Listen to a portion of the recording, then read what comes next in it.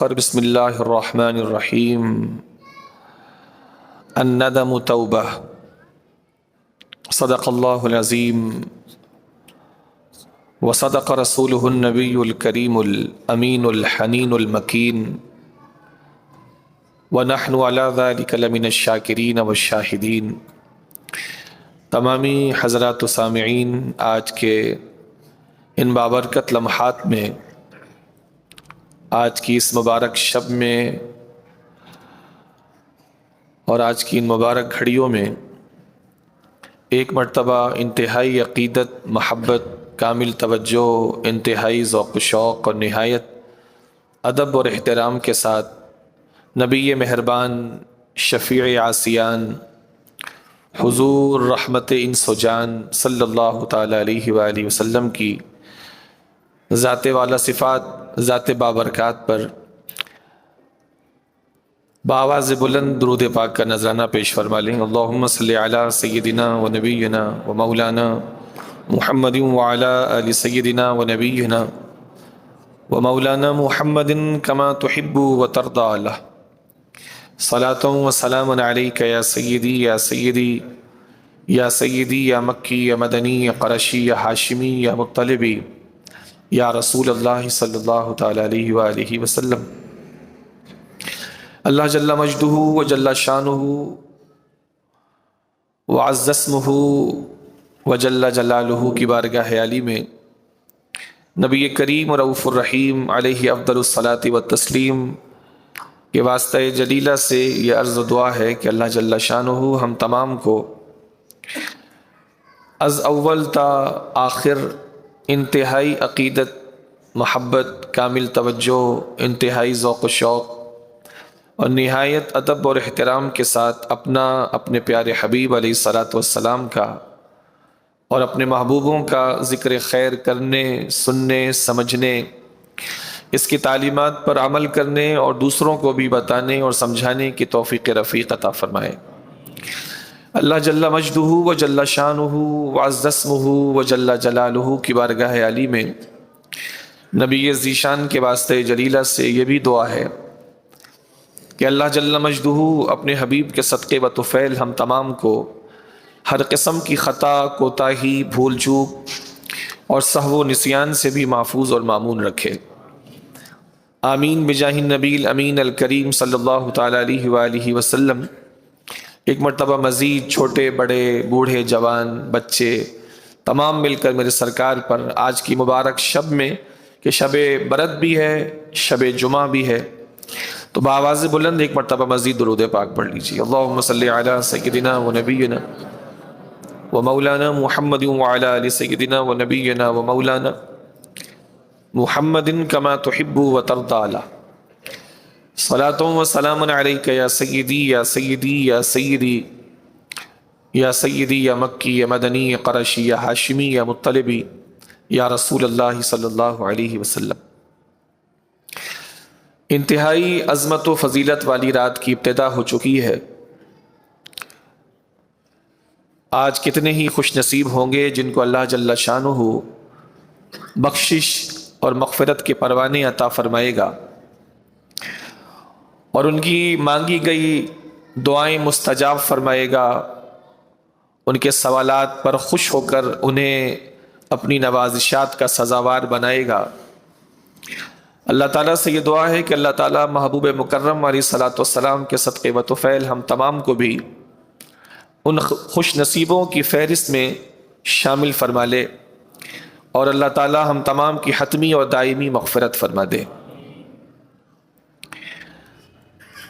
اب دیکھیں کب تک آپ کا ذوق سلامت رہتا ہے۔ میں ایک بہت ہی خوبصورت عنوان کے تحت آج آپ کے سامنے کچھ عرض و معروض کرنے کی نیت سے حاضر ہوا ہوں۔ اللہ تعالیٰ سے توفیق طلب کرتا ہوں حضور کے واسطے سے کہ اللہ تعالیٰ مجھے از ابتدا تا انتہا بہت خوش اسلوبی کے ساتھ، آسانی کے ساتھ، بہت دل لگی کے ساتھ اور توجہ کے ساتھ اس عنوان پر کلام کرنے، سمجھنے، سمجھانے، بولنے، سننے اور اسے آپ تک صحیح معنوں میں پہنچانے کی توفیق رفیق عطا فرمائے۔ باقی دیکھیں اللہ کی کیا مرضی ہے، وہ ہمیں کہاں تک پہنچاتا ہے۔ ہم تو اس سے خیر کا سوال کرتے ہیں، آج بھی، آج کے لیے بھی اور ہمیشہ کے لیے بھی، کہ اللہ تعالی ہمیں اپنے مقبولین میں شامل فرما لے۔ آج چونکہ شب برات ہے، اس کو لیلۃ الجائزہ بھی کہتے ہیں، اور اسے شب برات کہنے کا جو معنی ہے، برات کا معنی ہوتا ہے چھٹکارا، آزادی، خلاصی۔ تو آج کی رات کے لیے نبی کریم علیہ الصلوۃ والسلام کی حدیث پاک ہے، اللہ کے حبیب علیہ الصلوۃ والسلام نے ارشاد فرمایا کہ شعبان کی جو 15ویں شب ہے، اس شب میں اللہ جل شانہ آسمان دنیا پر نزول اجلال فرماتا ہے اپنی شان کے مطابق، اور بنو کلب کی بکریوں کے بالوں کی تعداد کے برابر اللہ تعالیٰ اس امت کے لوگوں کی بخشش فرماتا ہے۔ بنو کلب ایک قبیلہ تھا عرب میں۔ اس کی مثال دینے کی وجہ یہ ہے کہ اس قبیلے کے پاس بکریاں دیگر تمام قبیلوں سے سب سے زیادہ تھیں۔ اگر ایک بکری بھی لے لی جائے تو اس کے وجود پر جتنے بال ہوتے ہیں، ہم انسانوں کے لیے تو وہ انکاؤنٹیبل ہیں، اور اگر اس طرح کی 100-200 بکریاں جمع ہو جائیں تو اور زیادہ دشوار ہے۔ اور بنو کلب کے پاس تو بکریاں بے شمار تھیں۔ عرب کے ایک ایک بدو کے پاس ہزار بکریاں نارملی ہوتی تھی، ان کے لیے کوئی ایشو ہی نہیں تھا۔ ان کے لیے بکری، اونٹ، بھیڑیں، اس طرح کے جو جانور تھے وہ ان کا سرمایہ تھے، ایسٹس تھے، تو بکریاں شوق سے پالتے تھے۔ تو ایک ایک بدو کے پاس ہزار بکریاں ہونا یہ ایک نارمل تھا۔ اور بنو کلب کا پورا قبیلہ وہ تو بکریاں پالنے میں شہرت رکھتا تھا، ڈھیروں بکریاں بنو کلب قبیلے کے پاس تھیں۔ اللہ کے حبیب فرماتے ہیں آج کی شب اللہ جل شانہ بنو کلب کی بکریوں کے وجود پر جو بال ہیں ان بالوں کی تعداد سے زیادہ اس امت کے لوگوں کی بخشش فرماتا ہے۔ ہم ایسے کریم مولا کے بندے ہیں، ہم ایسے کریم مولا کے بندے ہیں جو بے پناہ بخششیں فرماتا ہے، بے پناہ مغفرتیں فرماتا ہے۔ تو آج اسی بخشش کے تعلق سے، اللہ کی مغفرت کے تعلق سے، اللہ جل شانہ کی طرف سے توبہ ملنے کے حوالے سے میں قرآن و حدیث کی روشنی میں، کچھ اسلاف کی زندگیوں کی روشنی میں کچھ باتیں ذکر کرنا چاہوں گا، تاکہ ہمارے دلوں میں بھی اللہ کی مغفرت کو پانے کا جذبہ پیدا ہو، اللہ کے قریب آنے کا جذبہ پیدا ہو۔ اور جس زندگی کو ہم نے حاصل مقصد سمجھ رکھا ہے، اس سے کہیں لگژریس لائف کو چھوڑ کر، پرکشش زندگیوں کو چھوڑ کر جن لوگوں نے اللہ سے لو لگائی، ان کی باتیں سن کر اللہ کرے کہ ہمارے اندر بھی اللہ سے لو لگانے کا صحیح جذبہ پیدا ہو جائے۔ سب سے پہلے قرآن سنیے۔ اللہ کریم نے قرآن مجید فرقان حمید میں اپنی پسندیدگی کا بیان فرمایا ہے، جہاں اللہ نے یہ فرمایا کہ ہم انہیں پسند نہیں کرتے، اللہ ایسے لوگوں کو پسند نہیں کرتا، اللہ فلاں کو پسند نہیں کرتا، اللہ کی طرف سے فلاں پر لعنت، اللہ اور رسول اس سے بیزار ہیں۔ جہاں اللہ جل شانہ کے یہ ارشادات ملتے ہیں کہ اللہ رسول فلاں سے بیزار ہیں، اللہ رسول فلاں کو پسند نہیں کرتے، اللہ کی لعنت ہے جھوٹ بولنے والے پر، جہاں یہ ارشادات ملتے ہیں وہاں قرآن مجید فرقان حمید میں اللہ کن کو بہت پسند کرتا ہے، کن کو اللہ چاہتا ہے، اللہ تعالیٰ نے اس کا بھی بیان فرمایا ہے کہ اللہ کے محبوب کون ہے، اللہ کے پسندیدہ کون ہے۔ جیسے اللہ جل شانہ نے قرآن مجید فرقان حمید میں ارشاد فرمایا کہ بے شک اللہ سچوں سے محبت فرماتا ہے، ان اللہ یحب الصادقین، بے شک اللہ سچوں سے محبت فرماتا۔ اسی طرح اللہ جل شانہ نے قرآن مجید فرقان حمید میں توبہ کرنے والوں اور ظاہری اور باطنی طہارت حاصل کرنے والوں کے بارے میں بھی ایک پیغام ارشاد فرمایا ہے اسی محبت کا۔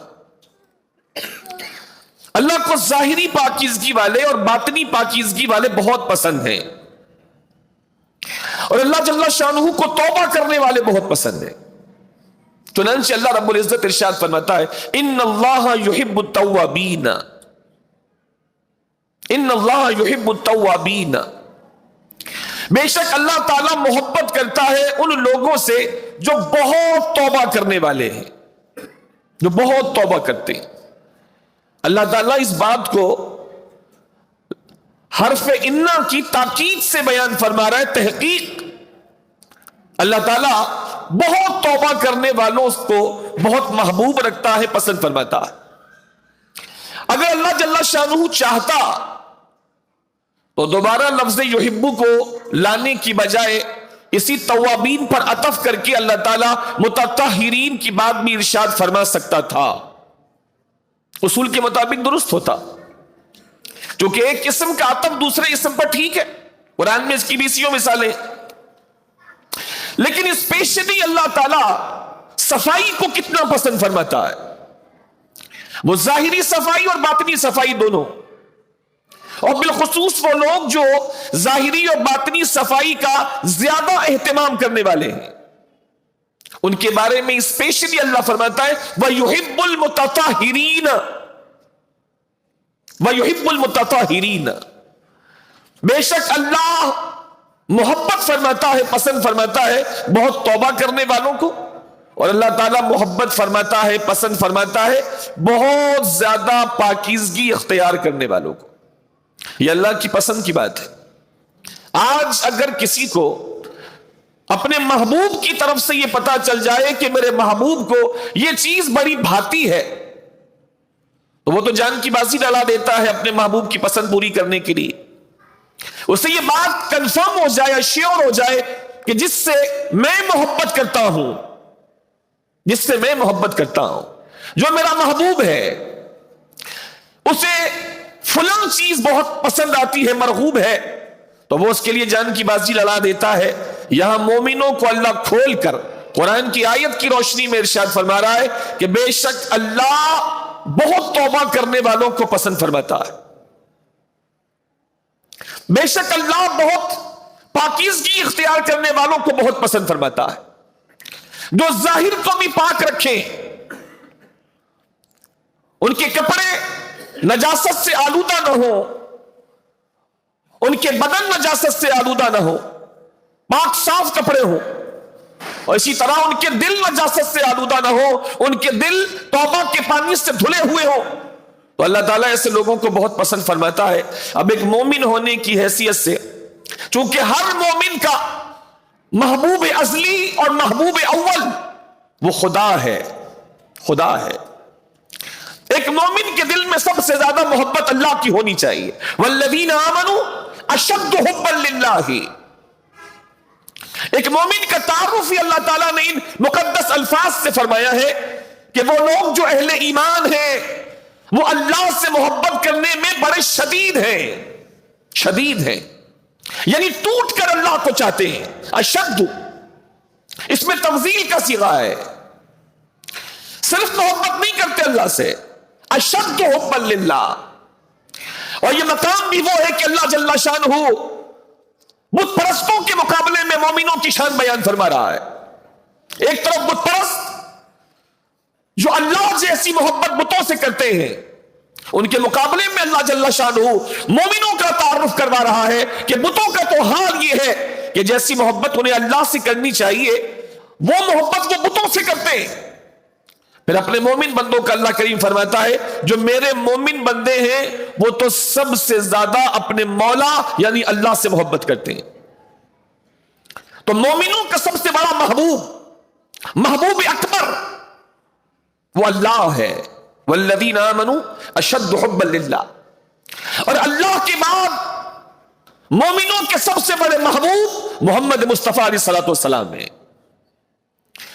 تو جب مومنوں کو یہ بات پتا چل گئی کہ اللہ تعالیٰ کو بہت توبہ کرنے والے، صرف توبہ کرنے والے نہیں، بہت توبہ کرنے والے، تواب یہ اللہ کی بھی صفت ہے، اور تواب یہ اللہ تعالیٰ نے مومنوں کی بھی صفت ارشاد فرمائی۔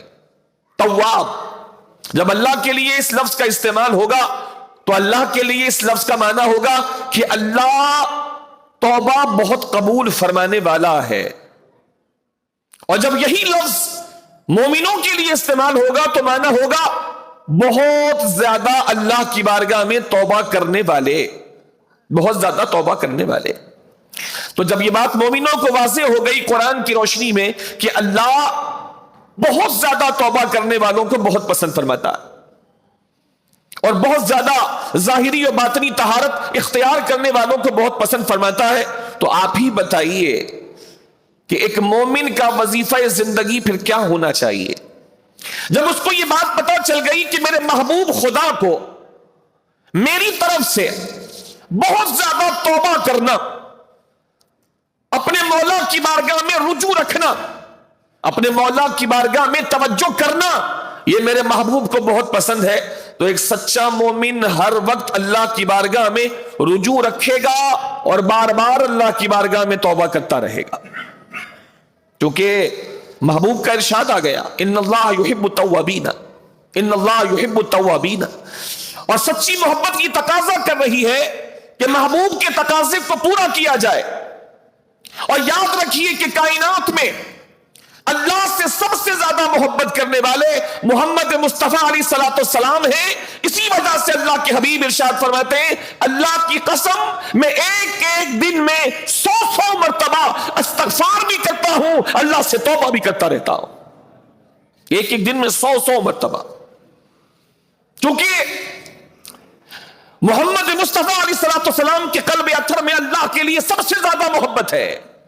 حدیث شاہد ہے، اس کائنات میں اللہ کے لیے سب سے زیادہ محبت محمد مصطفیٰ علیہ الصلوۃ والسلام کے دل میں ہے، لہذا اس محبت کا تقاضا یہ ہے کہ سب سے زیادہ محبوب کی مرضی پوری کی جائے، لہذا اس مرضی کو بھی حضور اس طرح پوری کیا کرتے تھے کہ ایک ایک دن میں روزانہ کی بنیاد پر 100 مرتبہ اللہ سے توبہ کیا کرتے تھے، 100 مرتبہ، خود فرماتے ہیں میں 100 مرتبہ اللہ سے توبہ کرتا ہوں، اللہ سے توبہ کرتا ہوں، اللہ کی بارگاہ میں استغفار کرتا ہوں 100 بار۔ تو مومن ہونے کی حیثیت سے میرا اور آپ کا یہ لازمی فریضہ ہے کہ اللہ کی بارگاہ میں سچی توبہ کرے۔ اللہ کو توبہ کرنے والے خدا کی قسم بہت پسند ہے، بہت پسند ہے۔ جب کوئی بندہ اللہ کی طرف لوٹتا ہے نا، اللہ اکبر، تو اللہ کے حبیب نے ایک مثال دی ہے اس کے لیے، بخاری و مسلم کی حدیث ہے، قربان جاؤں میں اللہ کے رسول کے نالین پر، کیا سمجھاتے ہیں؟ یعنی حضور کا کمال یہ ہے کہ حضرت علی شیر خدا بھی اس بات کو پوری طرح سمجھ رہے ہیں، اور ان سے علم کے اعتبار سے کم لیول صحابی جن کا تعلق دیہات سے ہے، حضور ایسا سمجھاتے ہیں کہ علی شیر خدا بھی سمجھ رہے ہیں، اتنے بڑے عالم سب سے زیادہ جاننے والے وہ بھی سمجھ رہے ہیں، اور ایک عام سا دیہاتی وہ بھی اللہ کے حبیب کی بات کو پوری طرح سمجھ رہے ہیں اور حضور کی بات سے استفادہ کرتے ہیں۔ چنانچہ اللہ کے حبیب اس بندے کے بارے میں جو اللہ کی طرف رجوع کرتا ہے، توبہ کا مطلب ہوتا ہے لوٹنا، تاب یتوب توبتن، لوٹنا، رجوع کرنا، واپس آنا۔ کوئی جا رہا تھا لوٹا، کہیں گے تائب ہے، یہ لغوی طور پر تائب وہ لوٹنے والا ہے، واپس آنے والا۔ توبہ کا معنی لوٹنا، کدھر؟ شرعی معنی بنے گا اللہ کی طرف، اللہ کی طرف لوٹنا۔ تو جو کوئی اللہ کی طرف لوٹتا ہے، سبحان اللہ، اللہ کتنا خوش ہوتا ہے، جس کو میرے حبیب نے ایک مثال سے ذکر فرمایا۔ آج ماشاءاللہ بڑے اچھے انداز سے بیٹھے ہیں، 2-4 بچے ہیں جو مسجد میں دوڑ رہے ہیں، تو کوئی سمجھدار لوگ چلے جائیں، بس پیار محبت سے اگر بیٹھتے ہیں اچھی بات ہے، ورنہ مسجد کا تقدس کسی صورت پامال نہیں ہونا چاہیے۔ جزاک اللہ خیرہ۔ درود شریف پڑھ لیجیے، اللہم صلی علی سیدنا مولانا محمد وعلى آل سيدنا نبينا مولانا محمد كما تحب وترضى صلاة وسلام عليك يا سيدي يا سيدي يا رسول اللہ صلی اللہ علیہ وسلم یا سیدی یا رسول اللہ کے حبیب نے صحابہ کرام سے پوچھا، یہ حدیث مختلف طرق سے مروی ہے لہذا الفاظ کی کمی زیادتی احادیث میں موجود ہے، میں ایک نئے طریق سے آپ کو یہ حدیث پاک سنا رہا ہوں۔ اللہ کے حبیب علیہ الصلوۃ والسلام نے صحابہ کرام سے پوچھا، یہ بتاؤ کہ ایک مسافر ہے، بیابان میں سفر پر ہے، اس کا سارا سامان اس کے اونٹ پر اس کا سارا سامان سفر موجود ہے، اس کے خود پاس کچھ بھی نہیں، کھانا پانی سب کچھ اس کے اونٹ پر ہے۔ پھر وہ شخص تھوڑی دیر آرام کرنے کے لیے لیٹتا ہے، تو تھوڑی دیر کے آرام میں ہوتا یہ ہے کہ اس کا اونٹ اس سامان کے ساتھ اس سے گم ہو جاتا ہے، اور پھر وہ بہت تلاش کرتا ہے، وہ اونٹ اسے میسر نہیں آتا، ڈھونڈ ڈھونڈ کر تھک جاتا ہے، یہاں تک کہ وہ مایوس ہو جاتا ہے۔ سمجھیے گا بات کو، یہاں تک کہ وہ مایوس ہو جاتا ہے اپنے اونٹ کے ملنے سے، اور اونٹ اگر نہیں ملا تو اپنی زندگی سے بھی مایوس ہو جاتا ہے، کیونکہ اس کی زندگی کا سامان اس کے اونٹ پر موجود تھا، کھانا اور پانی، اور بیابان ہے، کوئی دوسرا شخص نہیں جو اس کی مدد کر سکے۔ اللہ کے نبی پوچھتے ہیں، یہ بتاؤ کہ آگے یہ ہوتا ہے کہ وہ شخص جب بالکل تھک کے مایوس ہو جاتا ہے تو اچانک اس کی نظر ایک درخت پر پڑتی ہے، اس درخت کے تنے میں وہ دیکھتا ہے کہ اس درخت کے تنے میں اسی اونٹ کی رسی پھنسی ہوئی ہے، جس کی وجہ سے اس کا اونٹ آگے نہ جا سکا اور اونٹ اس کا وہیں پر مل جاتا ہے۔ صحابہ توجہ سے سن رہے ہیں۔ اب اللہ کے نبی ارشاد فرماتے ہیں، اب مجھے یہ بتاؤ، اتنی مشقتوں کے بعد جو اس کو اونٹ ملا،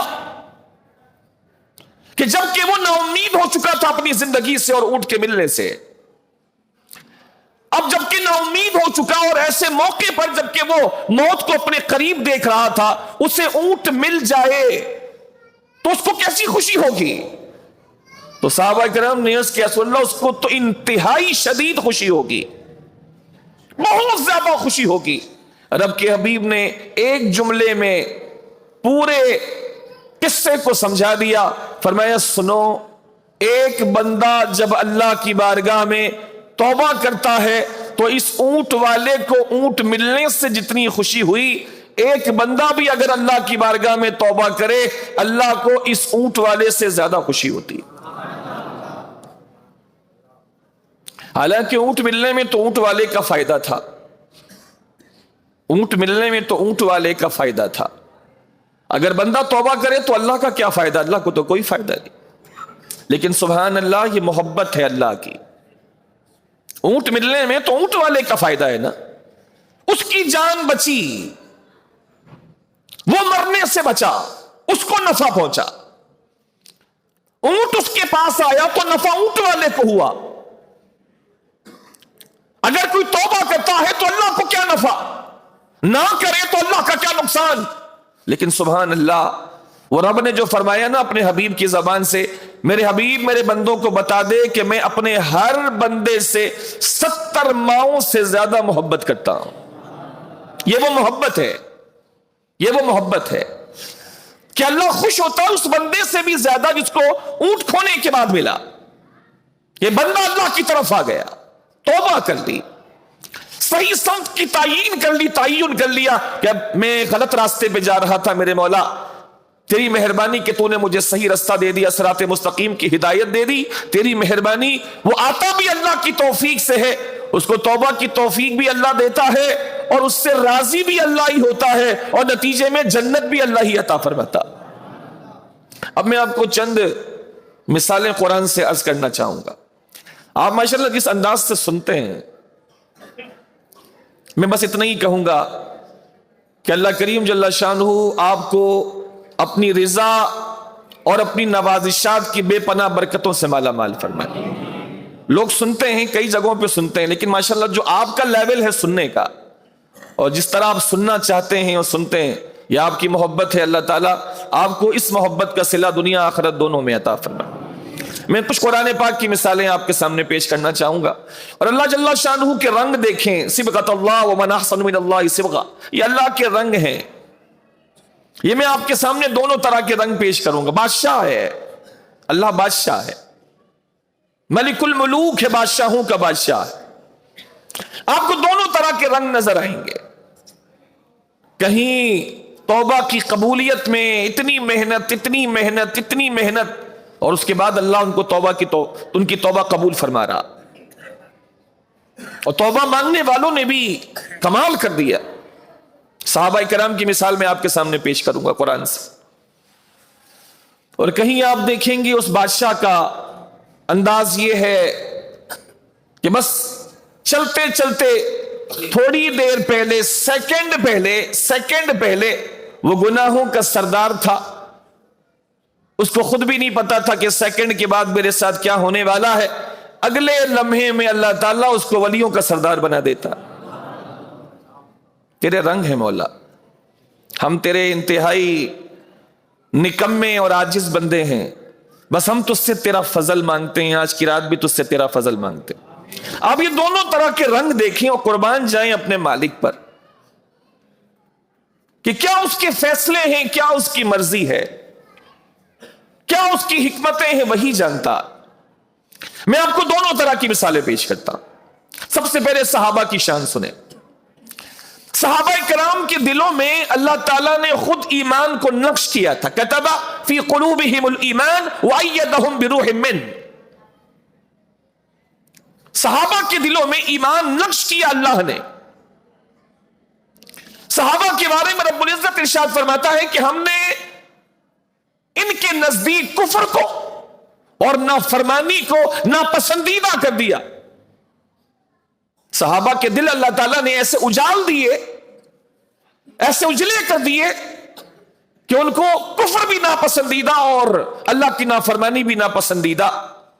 اتنے نفیس دل، لیکن تھے وہ انسان، معصوم نہیں تھے. کچھ ایسی مثالیں ہمیں احادیث کی روشنی میں ملتی ہیں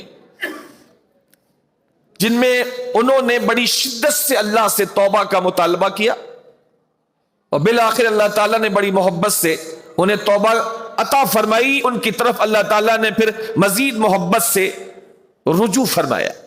میں آپ کے سامنے مثال پیش کرتا ہوں. سورہ توبہ ہے، اس سورت کا نام ہی توبہ ہے. توبہ، اس سورت کا نام ہی توبہ ہے. اللہ رب العزت ارشاد فرماتا ہے وَعَلَى الثَّلَاثَةِ الَّذِينَ خُلِّفُوا حَتَّى إِذَا ضَاقَتْ عَلَيْهِمُ الْأَرْضُ بِمَا رَحُبَتْ وَضَاقَتْ عَلَيْهِمْ أَنفُسُهُمْ وَظَنُّوا أَن لَّا مَلْجَأَ مِنَ اللَّهِ إِلَّا إِلَيْهِ ثُمَّ تَابَ عَلَيْهِمْ لِيَتُوبُوا إِنَّ اللَّهَ هُوَ التَّوَّابُ الرَّحِيمُ. قرآن پاک کی اس آیت کریمہ کا ترجمہ یہ ہے. اور پھر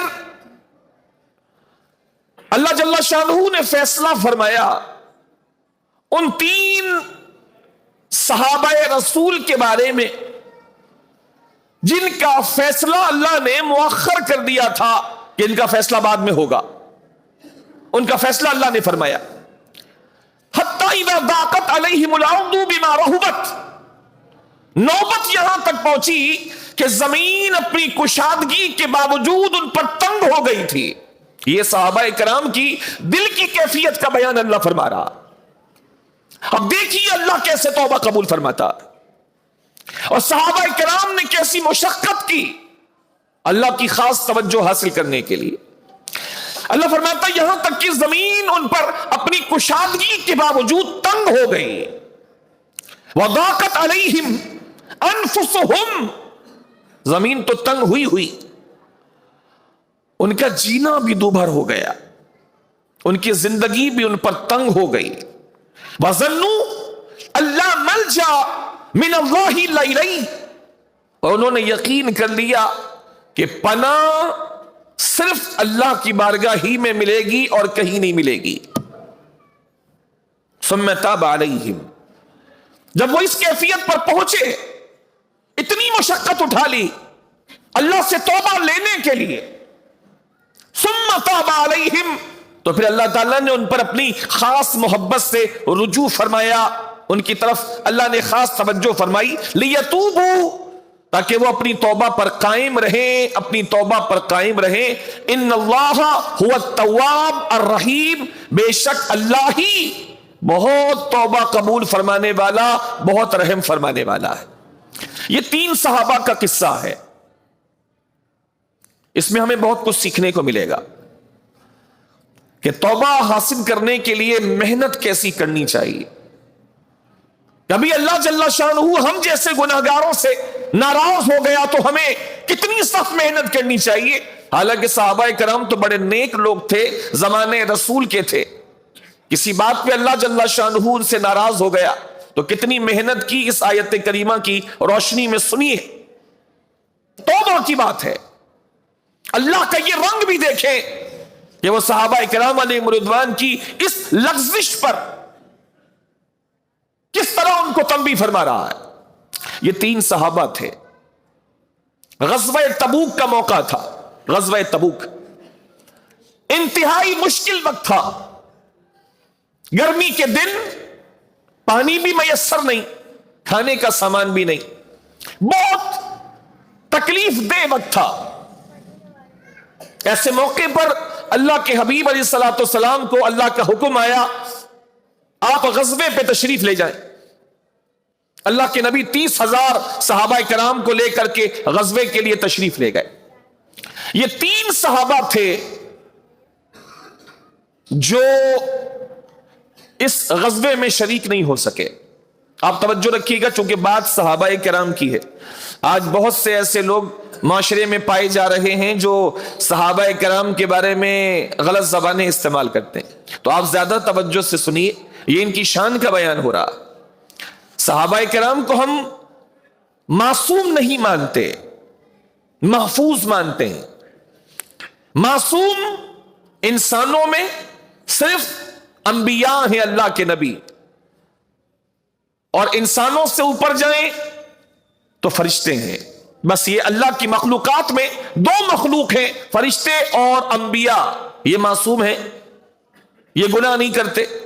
باقی صحابہ کرام معصوم نہیں، معصوم نہیں ہیں، محفوظ ہیں، گناہ نہیں کرتے، نافرمانی اللہ کی نہیں کرتے، لیکن اگر کبھی ہو جائے تو اللہ انہیں اس گناہ پر باقی نہیں رہنے دیتا، بلکہ توبہ کی توفیق عطا فرما دیتا،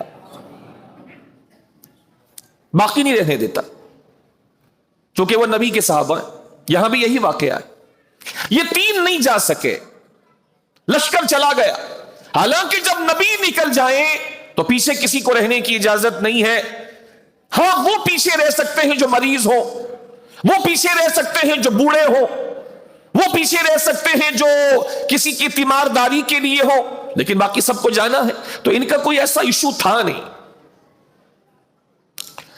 ان 3 میں سے ایک کا سنیے، وہ اپنا واقعہ خود بیان کرتے ہیں، اور صحابہ کرام کا اللہ اور رسول سے پیار دیکھیے۔ حضرت کعب بن مالک یہ اپنا واقعہ بیان کرتے ہیں، فرمایا کہ لشکر جا رہا تھا، میرے پاس کبھی بھی 2 سواریاں جمع نہیں ہوئی۔ اس وقت میں بڑا خوشحال تھا، میرے پاس 2 سواریاں تھی، مال بھی تھا، میں جاننا چاہتا تھا، لیکن میں ان مصروفیات میں جو مال کے اعتبار سے تھی میں ساتھ نہیں جا سکا۔ میں نے کہا میں چلا جاؤں گا۔ وہ دن گزر گیا، لشکر جا چکا، میں نے کہا کل چلا جاؤں گا۔ 2 دن گزر گئے، میں نے کہا اب تو کل چلا ہی جاؤں گا، تیزی سے جاؤں گا، رستے میں لشکر پکڑ لوں گا میں۔ 3 دن گزر گئے، میں نے کہا کل چلا جاؤں گا، 4 دن گزر گئے، پھر میں نے کہا اب میں چلا جاؤں گا، اور دن گزر گئے، یہاں تک کہ دل نے کہا تو نے بہت دیر کر دی، بہت دیر کر دی۔ پھر میں اپنے آپ کو سمجھانے لگا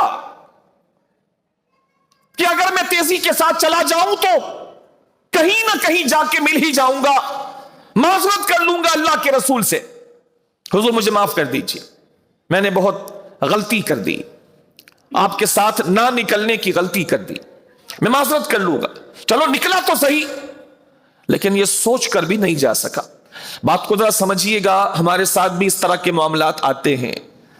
صحابہ ہمارے لیے ستاروں کی طرح ہیں, ان کی زندگیوں سے ہم نے سیکھنا ہے. اصحاب کالنجوم, تو وہاں سے ہم نے سیکھنا ہے. غلطی ہو جائے تو کریں کیا, انسان تھے, نہیں جا سکے, نہیں گئے تو نہیں جا سکے, نہیں تو نہیں ہو سکا, پھر آج کل کل کل کل اور پھر نہیں ہو سکا. انتہائی شرمندہ ہوئے, انتہائی شرمندہ ہوئے, لیکن وقت نکل چکا تھا. خود کہتے ہیں کاش کہ میں دیر سے ہی اگر چلا ہی جاتا تو چلا ہی جاتا. کہتے ہیں اب جو ہونا تھا وہ ہو چکا, اب طرح طرح کی فکریں پریشان کر رہی ہیں کہ اب ہوگا کیا. اللہ تو ناراض ہو گیا, رسول اللہ بھی ناراض ہو گئے, کیونکہ جب رسول نکل جائے تو پھر پیچھے کسی کو رہنے کی اجازت نہیں ہے, یہ اللہ کا حکم ہے. اور میں رہ گیا, دو اور رہ گئے. انہوں نے معلومات کروائی کہ صرف میں نہیں گیا, یہ اور بھی کوئی ہے, کہا دو اور ہیں, تین بس. اور باقی جو نہیں گئے وہ منافق تھے, منافق تھے جو نہیں گئے. انہوں نے طرح طرح کے بہانے تراش لیے کہ جب محمد علیہ السلام واپس آئیں گے تو ہم یہ کہہ دیں گے, ہم یہ کہہ دیں گے, ہم یہ کہہ دیں گے. وہ منافق تو طرح طرح کے بہانے گھڑنے لگے, لیکن یہ صحابہ تھے, منافق نہیں تھے, نعوذ باللہ. ڈرنے لگے, ڈرنے لگے. آج بھی سچے لوگ جو ہوتے ہیں وہ ڈرتے ہیں اللہ سے, یا غلطی ہو گئی معافی مانگ لیں گے. لیکن جو گندے لوگ ہوتے ہیں وہ طرح طرح کے بہانے بناتے ہیں, یہ بول دیں گے, یہ بول دیں گے. صحابہ ڈرنے لگے کہ اب ہوگا کیا, اللہ تو ناراض ہو گیا, رسول اللہ ناراض ہو گئے. اب انتظار کرنے لگے حضور کی واپسی کا. بالکل توجہ سے سنیے گا, میں آپ کو بخاری و مسلم کی یہ روایت بہت تسلی سے سنا رہا ہوں, اور قرآن کی آیت پڑھی ہے, اور قرآن کی آیت کی تفسیر آپ کو بیان کر رہا ہوں توبہ کی روشنی میں, اور اپنے مولا کا خوبصورت رنگ آپ کو بتا رہا ہوں. کہتے رسول اللہ آ گئے, واپس آ گئے. خوشی پورے مدینے میں خوشی دوڑ گئی کہ حضور آ گئے. لیکن میری ایک عجیب کیفیت تھی. پھر فرماتے ہیں رسول اللہ کی صلی اللہ علیہ وسلم یہ عادت کریمہ تھی. سن لیجئے, ایک ایک جزئیے پر غور کیجئے گا. کعب بن مالک کہتے ہیں رسول اللہ علیہ السلام کی یہ عادت مبارکہ تھی کہ حضور جب کبھی بھی سفر سے واپس آتے تو گھر جانے سے پہلے مسجد جایا کرتے تھے. مجھے پتہ چل گیا حضور آ گئے ہیں, اور حضور مسجد گئے ہیں, مسجد گئے. پھر حضور مسجد جانے کے بعد ہمیشہ دوسرا کام یہ کرتے کہ مسجد کے بعد پھر دوسری جو جگہ ہوتی جہاں حضور تشریف لے جاتے وہ کسی اور کا گھر نہیں ہوتا, وہ سیدہ بی بی طیبہ طاہرہ بی بی فاطمہ الزہرا کا گھر ہوتا. حضور بی بی سیدہ فاطمہ الزہرا سے بہت محبت, بلکہ سب سے زیادہ محبت فرماتے تھے. حضور کا انداز دیکھیے کیا تھا. حضور جب کہیں تشریف لے جاتے, کہیں تشریف لے جاتے تو سب سے ملاقات کرنے کے بعد, سب سے ملاقات کرنے کے بعد سب سے آخر میں بی بی طیبہ طاہرہ حضرت فاطمہ الزہرا سے ملاقات کرتے. اور جب واپس آتے اپنے دولت خانے پر مدینہ شریف تو مسجد کے بعد سب سے پہلے ملاقات کرتے بی بی طیبہ طاہرہ سیدہ فاطمہ الزہرا سے. بات سمجھ آ رہی ہے آپ کو؟ جاتے ہوئے سب سے آخر میں سیدہ فاطمہ, اور آتے ہوئے سب سے پہلے سیدہ فاطمہ الزہرا. یعنی جاتے اور آتے دونوں وقت اپنی بیٹی کو سب سے زیادہ پیار دیا کرتے تھے. انہوں نے فرمایا کہ حضور مسجد تشریف لے گئے, نماز ادا فرمائی, سیدہ کے گھر تشریف لے گئے. اب میرے تو دل میں ایک ہلچل مچی ہے کہ اب ہوگا کیا. تو فرماتے ہیں کہ مختلف منافقین آتے رہے, منافق لوگ آتے رہے اور طرح طرح کی باتیں بتاتے, حضور ہم یوں نہیں جا سکے, حضور یہ ہو گیا, حضور وہ ہو گیا. کعب بن مالک فرماتے ہیں اللہ کے نبی کو معلوم تھا یہ سارے منافق ہیں جو جھوٹ کہہ رہے ہیں, لیکن اللہ کے نبی ان کو کچھ نہیں فرماتے. فرماتے ٹھیک ہے, ٹھیک ہے. جاننے کے باوجود اللہ کے نبی ان سے اعراض فرماتے رہے, ان پر کوئی اعتراض نہیں کیا. کعب بن مالک کو بھی لوگوں نے کہا اتنے لوگ طرح طرح کی باتیں کر رہے ہیں، منافقین ہیں، طرح طرح کی باتیں کر رہے ہیں، تو بھی جا کر کوئی بات بنا دے۔ کعب بن مالک نے کہا اللہ کی قسم ایک غلطی تو میں پہلے ہی کر چکا جہاد میں نہ جانے کی، دوسری غلطی ہم کبھی بھی نہیں کر سکتے، ہم اپنے نبی سے جو بولیں گے خدا کی قسم سچ بولیں گے۔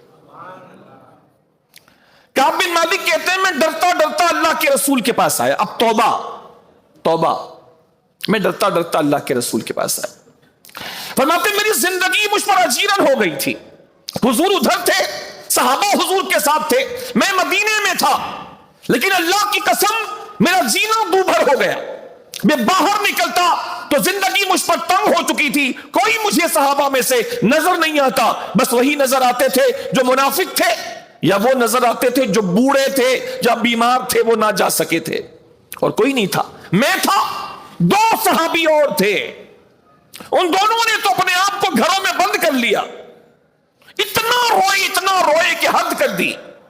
میں باہر نکلتا تھا، میں باہر جا کے جب لوگوں کو دیکھتا تو میں روتا تھا، میں کیوں نہیں گیا؟ مسجد نبوی میں نماز پڑھنے جاتا تھا، میں روتا تھا، اے اللہ مجھے معاف کر دے، تیرا نبی چلا گیا اور میں پیچھے رہ گیا، مجھے معاف کر دے۔ فرماتے مدینے کی زمین مجھ پر تنگ ہو گئی، وہی بات جو اللہ قرآن میں فرما رہا ہے، حتی اذا ضاقت علیہم الارض بما رحبت، زمین کشادہ ہونے کے باوجود ان تینوں پر تنگ ہو گئی، وضاقت علیہم انفسہم، ان تینوں کا جینا دوبھر ہو گیا، جینا دوبھر ہو گیا۔ کہتے میں ڈرتے ڈرتے اللہ کے رسول کے پاس گیا، میں نے سچی سچی بات کر دی، یا رسول اللہ مجھے کوئی تکلیف، کوئی پریشانی، کوئی رکاوٹ نہیں تھی، میرے پاس تھوڑی آسانیاں تھیں، 2 اونٹ تھے، میرے پاس بہت سہولت تھی، لیکن یا رسول اللہ میں سچ کہہ رہا ہوں، میں اپنی وجہ سے نہیں جا سکا اور کوئی وجہ نہیں ہے، میری کمزوری ہے۔ اللہ کے نبی نے صرف ایک جملہ بولا، ایک جملہ بولا، اللہ کے نبی نے صحابہ کرام کے سامنے کہا اتنے لوگ جو ہو کر گئے ان کے بارے میں اللہ کے نبی نے کچھ نہیں فرمایا، لیکن ان کے بارے میں فرمایا یہ جو بندہ ہے کعب، یہ جو کہہ رہا ہے یہ سچ کہہ رہا ہے، یہ سچ کہہ رہا ہے، اتنا فرمایا۔ اور دوسرا جملہ یہ ارشاد فرمایا اب جب کہ یہ ہو گیا ہے، اب تو انتظار کر یہاں تک کہ اللہ تیرے لیے قرآن میں فیصلہ اتار دے، اب تو انتظار کر۔ اما هذا فقد صدق فقم حتى يقضي الله فيك، فرمایا اب کھڑا ہو جا، اٹھ جا، تو سچ کہہ رہا ہے میں مانتا ہوں، اب کھڑا ہو جا اور جا، انتظار کر جب تک کہ اللہ کا فیصلہ نہ آ جائے۔ کعب بن مالک فرماتے ہیں اللہ کی قسم حضور میرے لیے مسکرائے نہیں، حضور نے مجھ سے بات نہیں کی، اتنی بات کی بس، میرے لیے زندگی ختم ہو گئی، سانس لینا مشکل ہو گیا۔ وہ 2 تو حضور کے پاس آئے، اس کے بعد گھر میں بند ہو گئے، گھر میں بند ہو گئے، وہ 2 صحابی رو رو کے نڈھال ہو گئے کہ ہمارا کیا بنے گا۔ کعب بن مالک کہتے ہیں اللہ ہمیں جلدی معافی دے دے، اگر اسی حال میں مر گئے اور حضور نے ہمارا جنازہ نہیں پڑھایا تو ہمارا ہوگا کیا۔ کعب بن مالک کہتے ہیں وہ 2 تو گھر سے نہیں نکلتے تھے، روتے رہتے تھے، روتے رہتے تھے، میں گھر سے باہر نکلتا، جب لوگوں میں جاتا کوئی مجھ سے نظر نہیں ملاتا، میں لوگوں کو سلام کرتا السلام علیکم، کوئی میرے سلام کا جواب نہیں دیتا، صحابہ میرے سلام کا جواب نہیں دیتے، میں ان سے بات کرنا چاہتا کوئی مجھ سے بات نہیں کرتا، اشارے سے منع کر دیا اور بتا دیا مجھے کہ ہمیں اللہ کے رسول نے تم سے بات کرنے سے منع کیا، لیکن کعب بن مالک نے ہمت نہیں ہاری، وہ دونوں گھر میں رو رہے ہیں، اللہ کے رسول کو ان کے گھر والے آ کے بتا رہے حضور وہ تو رو رو کے مر جائیں گے۔ اللہ کے حبیب یہی ارشاد فرماتے اللہ کا فیصلہ آنے تک کہو انتظار کرے، اللہ کا فیصلہ آنے تک کہو انتظار کرے۔ اور یہ کعب بن مالک فرماتے میں نماز کے لیے آتا، اب ذرا انداز دیکھیے، کعب بن مالک کہتے ہیں میں نماز کے لیے آتا تو میں اللہ کے نبی کے قریب سے گزرتا اور میں بڑی محبت سے حضور کو سلام کرتا السلام علیکم، اور پھر میں حضور کے ہونٹوں کو دیکھتا حضور نے میرے سلام کا جواب دیا یا نہیں دیا؟ حضور میرے سلام کا جواب نہیں دیتے. میں حضور کے ہونٹ دیکھتا کہ حضور مجھے جواب دے دے، جواب میں دیکھتا حضور کے ہونٹ نہیں ہلتے. میں حضور کے پیچھے نماز پڑھتا، کوئی مجھ سے نہ سلام کرتا نہ میرے سلام کا جواب دیتا، کوئی نہیں. جب میں نماز پڑھنے کے لیے کھڑا ہوتا میں حضور کی طرف دیکھتا، حضور میری طرف نہیں دیکھتے. اور جب میں نماز پڑھنے کے لیے کھڑا ہوتا تو میں محسوس کرتا کہ حضور میری طرف دیکھ رہے ہیں، اور جیسے ہی میں سلام پھیرتا حضور اپنا چہرہ مجھ سے گھما لیتے. ہائے ہائے ہائے، یہ جو الفاظ قرآن کے ہیں نا، حتی ضاقت علیہم الارض بما رحبت، اس سے اونچے الفاظ مل نہیں سکتے ان تینوں کے. زمین تنگ ہو گئی تھی ان کے لیے اپنی وسعت کے باوجود. وضاقت علیہم انفسہم، ان تینوں کی زندگی اجیرن ہو گئی، اجیرن ہو گئی. یار حضور میرے سلام کا جواب نہیں دے رہے، میں حضور کی طرف دیکھوں تو حضور چہرہ گھما لیں. الامان والحفیظ فرماتے میں بھی روتا رہتا، لیکن میں باہر آتا نماز پڑھنے کے لیے، انتظار کرتا رہتا کہ حضور کچھ کرم فرما دے، مہربانی فرما دے. فرمایا میرے سلام کا جواب تو کوئی نہیں دیتا، تو میں اپنے چچا زاد بھائی کے پاس گیا، ابو قتادہ کے پاس. وہ میرا بڑا جگری تھا، تو میں اس کے پاس گیا، تو میں نے جا کے اپنے اس چچا زاد بھائی کو میں نے سلام کیا، السلام علیکم، السلام علیکم. تو میرے چچا زاد بھائی نے بھی مجھے جواب نہیں دیا. کعب بن مالک کا کلیجہ پھٹ جاتا ہے اس موقع پر. اور صحابہ کرام کی اللہ رسول کی فرما برداری ملاحظہ ہو. حضور نے منع کر دیا کوئی بات نہیں کرے گا، کوئی بات نہیں کر رہا. حضور نے منع کر دیا کوئی سلام نہیں کرے گا، کوئی سلام نہیں کر رہا. حضور نے منع کر دیا کہ کوئی سلام کا جواب بھی نہیں دے گا، کوئی صحابی سلام کا جواب نہیں دے رہے. اپنے چچا صاحب بھائی کے بارے میں کہتے میں نے ان کو سلام کیا، ابو قتادہ نے جواب نہیں دیا. میں نے کہا ابو قتادہ تو جانتا نہیں ہے کہ میں اللہ اور رسول سے کتنی محبت کرتا ہوں؟ اس نے کوئی جواب نہیں دیا. میں نے کہا ابو قتادہ تو جانتا ہے نا میں اللہ رسول سے محبت کرتا ہوں؟ کوئی جواب نہیں دیا. ابو قتادہ تجھے معلوم ہے نا میں اللہ رسول سے محبت کرتا ہوں؟ کوئی جواب نہیں دیا. جب چوتھی مرتبہ بھی میں نے کہا تو میرے بھائی نے کہا اللہ جانے اللہ کا رسول جانے، بس اتنا بولا اور چپ ہو گیا. کعب بن مالک کہتے ہیں میرے آنسو جاری ہو گئے، میرے آنسو جاری ہو گئے. جس رسول سے بات کیے بغیر ایک دن بتانا ہمارے لیے عذاب تھا، ہم سوچ بھی نہیں سکتے تھے.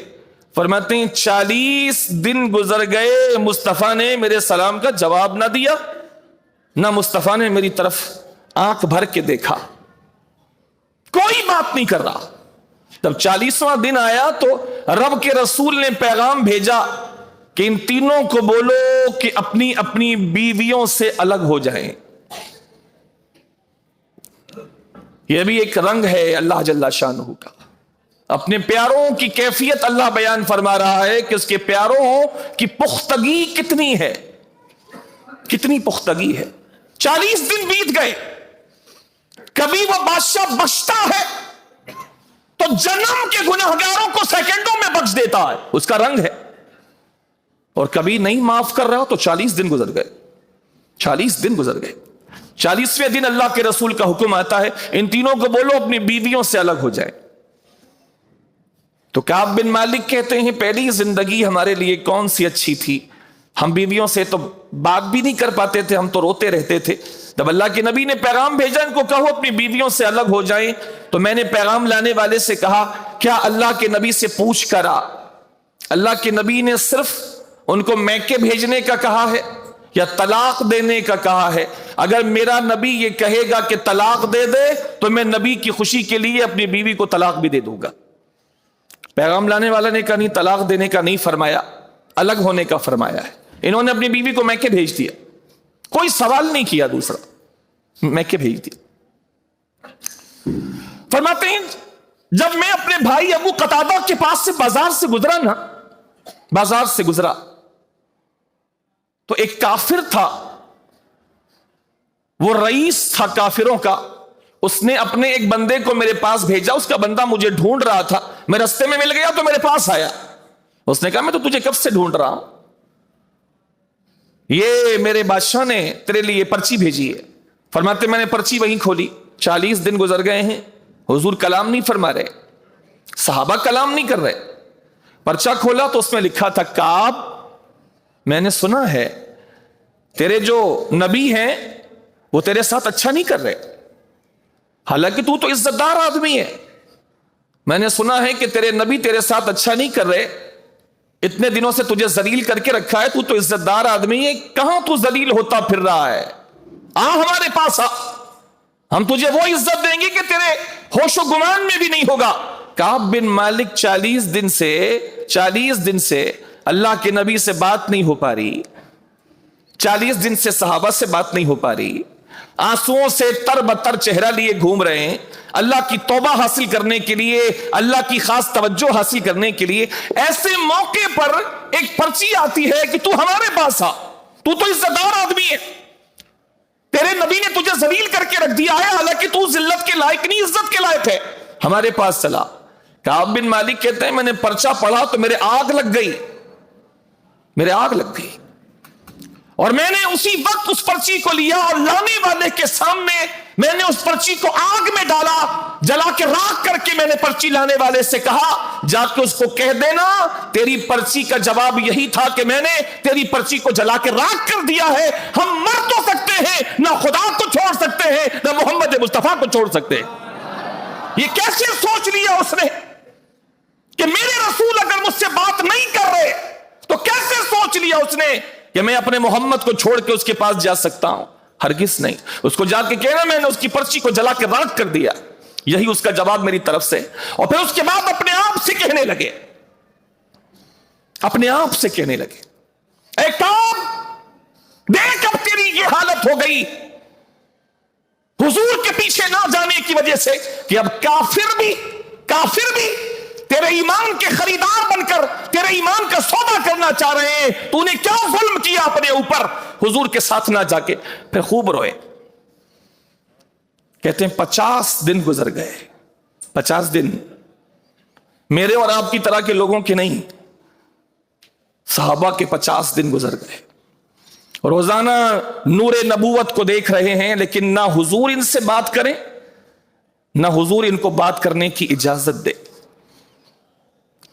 لیکن یہ لگے ہیں اللہ کو منانے میں, تینوں لگے ہیں اللہ کو منانے میں, اللہ کے رسول کو منانے میں. ان کو تو آفر آ گئی, جاندار آفر آ گئی, ہمارے پاس اتنے دنوں سے ذلیل ہو رہا ہے, تو ذلیل تھوڑی ہے, تو عزت دار آدمی ہے, تو کہاں پڑا ہوا ہے, واپس ہم تجھے عزت کی تاج پہنائیں گے, عزت کے مقام پہ رکھیں گے.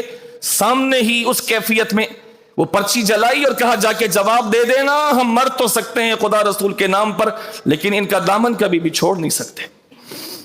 50 دن ہو گئے, 50 دن ہو گئے وہیں اسی محلے میں رہتے ہوئے جہاں سب ملنے والے, سب بات کرنے والے, سب ساتھ دینے والے, اب کوئی نظر بھی نہیں ملا رہا. فرماتے جب 50واں دن آیا, اس کی رات آئی, تو اللہ کے نبی نے صحابہ کرام کو پیغام دیا, مبارک ہو, جاؤ جا کے ان تینوں کو مبارکباد کہہ دو. اللہ تعالیٰ نے آیت نازل فرما دی ہے کہ اللہ تعالیٰ نے ان تینوں کی توبہ قبول فرما لی, ان تینوں کی توبہ قبول فرما دی. وَظَنُّوا أَلَّا مَلْجَأَ مِنَ اللَّهِ إِلَّا إِلَيْهِ, یہ یقین کر چکے تھے, ان کو یقین تھا کہ اللہ کے سوا کہیں پناہ نہیں ملے گی, کہیں پناہ نہیں ملے گی. ثُمَّ تَابَ عَلَيْهِمْ, پھر 50 دنوں کے بعد, اتنی مشقتوں کے بعد, اتنی محنت کے بعد اللہ تعالیٰ نے ان کی طرف خاص توجہ فرمائی, لِيَتُوبُوا, تاکہ یہ اپنی توبہ پر جمے رہیں. ان اللہ هو التواب الرحیم, سن لو کہ بے شک اللہ ہی سب سے زیادہ توبہ قبول کرنے والا, سب سے زیادہ رحم فرمانے والا ہے. کتنی محنت کی, آفر بھی آ گئی, ہمارے پاس آ جا. بیوی کو کہا الگ کر دیا, رو کے نڈھالے, وہ 2 تو گھر سے نکلے ہی نہیں, یہ 3 تھے کل. لیکن خدا کی قسم اتنی محنت کی کہ ان کی محنت کا نتیجہ اللہ نے قیامت تک رہنے والے قرآن میں آیت کی شکل میں نازل فرما دیا. لیتوبوا ثم تاب علیہم لیتوبوا. ان کی اس محنت کے نتیجے میں اللہ تعالیٰ نے ان کی طرف رجوع کیا، تو ان کی طرف اللہ نے توجہ فرمائی تاکہ وہ اپنی توبہ پر ثابت قدم رہیں. بے شک اللہ جل شانہ سب سے زیادہ توبہ قبول فرمانے والا اور سب سے زیادہ رحم فرمانے والا ہے. محنت سمجھ میں آ رہی؟ کبھی تو یوں ہوتا ہے، توبہ لینے کے لیے بڑی محنت کرنی پڑتی ہے. ہم لوگوں سے محنت ہی نہیں ہوتی، ہم لوگوں سے محنت ہی نہیں ہوتی. ہر طرح کے گناہ کرنے کے باوجود ہمارا حال یہ ہے کہ تھوڑی دیر کی بھی محنت نہیں ہوتی. خاص توبہ کی رات بھی اللہ دے دے، محنت نہیں ہوتی.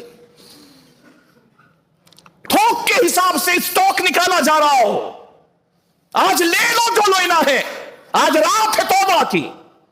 غروب آفتاب سے طلوع فجر تک اللہ کی طرف سے منادی ندا کر رہا ہے مستقل. ہے کوئی بخشش مانگنے والا؟ اللہ فرماتا ہے میں اسے بخش دوں. ہے کوئی رزق مانگنے والا تاکہ اللہ اسے رزق دے؟ ہے کوئی اولاد مانگنے والا تاکہ اللہ اولاد دے؟ ہے کوئی جو مانگے؟ اللہ یہ خاص موقع بھی دے تو ہم لوگوں سے یہ موقع کیش نہیں ہوتے. اور یہ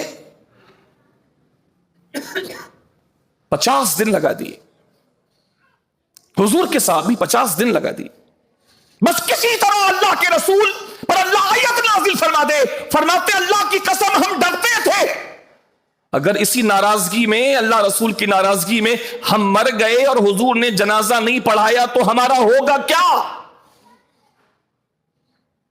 بس ہم اسی ڈر میں رہتے تھے کہ اللہ ہمیں معاف کر دے، اللہ ہمیں معاف کر دے. 50 دن تقریباً 2 مہینے بن جاتے ہیں، تقریباً 2 مہینے. اور وہ ایسی شدت سے محبت کرنے والے لوگ، ان پر 2 مہینے ایسے گزر گئے کہ حضور سلام نہ لے، حضور سلام نہ لے. یہ کہتے ہم سلام کرتے اور حضور کا چہرہ دیکھتے، حضور کے ہونٹ ہلے نہیں ہلے اور نہیں ہلتے. ہم حضور کے دوسرے صحابہ کو سلام کرتے، وہ بھی جواب نہیں دیتے. رشتہ دار کو سلام کرے، وہ جواب نہ دے، بات نہ کرے. بیویوں کو منع ہو گیا بات نہیں کرنا، بیویاں بات نہ کرے. کیا کمال فرما برداری ہے صحابہ کی. منع کر دیا تو منع کر دیا، اللہ رسول نے منع کر دیا تو منع کر دیا. تجازات بھائی بات نہ کرے، سگا بات نہ کرے، رشتہ دار بات نہ کرے، اس لیے کہ اللہ رسول نے منع فرما دی.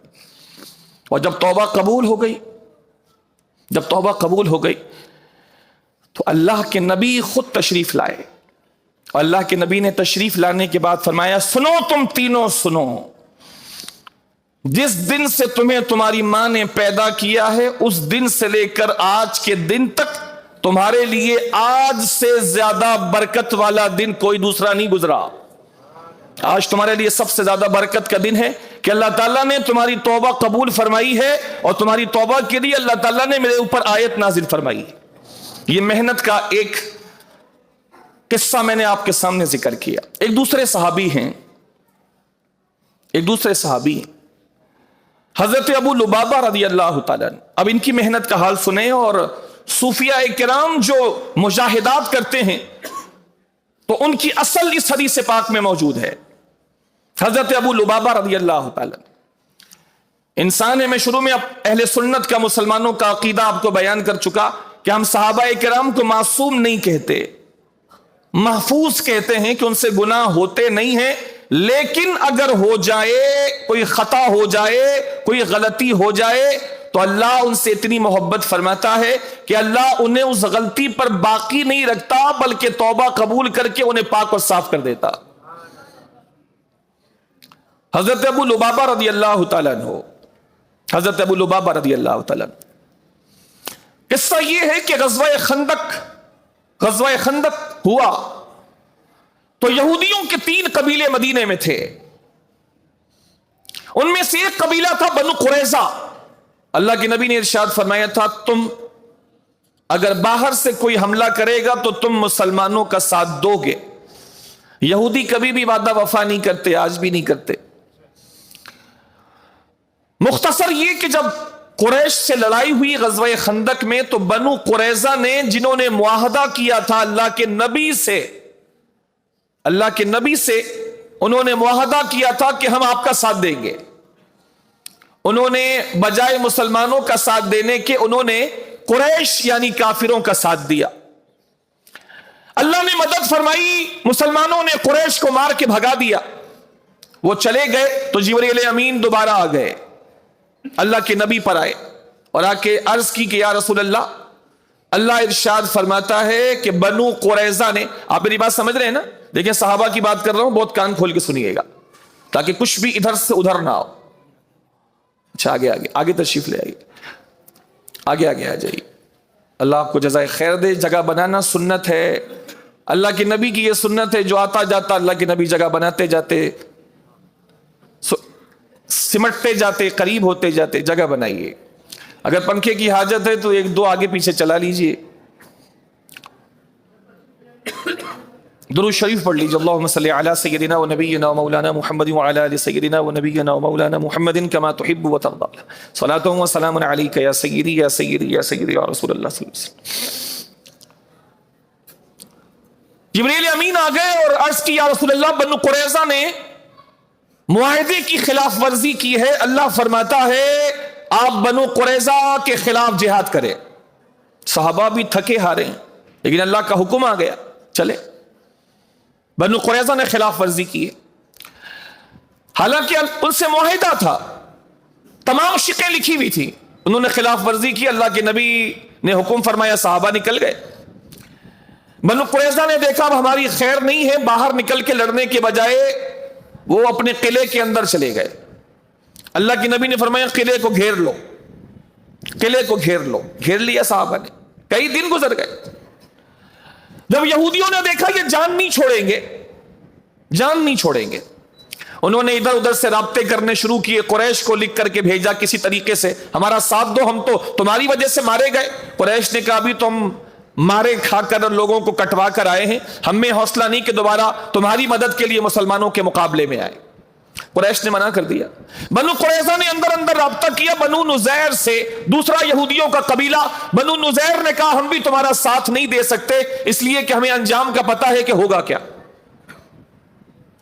اب بنو قریظہ پریشان کہ ہوگا کیا, آپس میں باتیں کرنے لگے, کوئی حل نہیں نکلا. اور اللہ کے نبی کا تقاضا یہ ہے دروازہ اگر نہیں کھولو گے تو توڑ دیا جائے گا.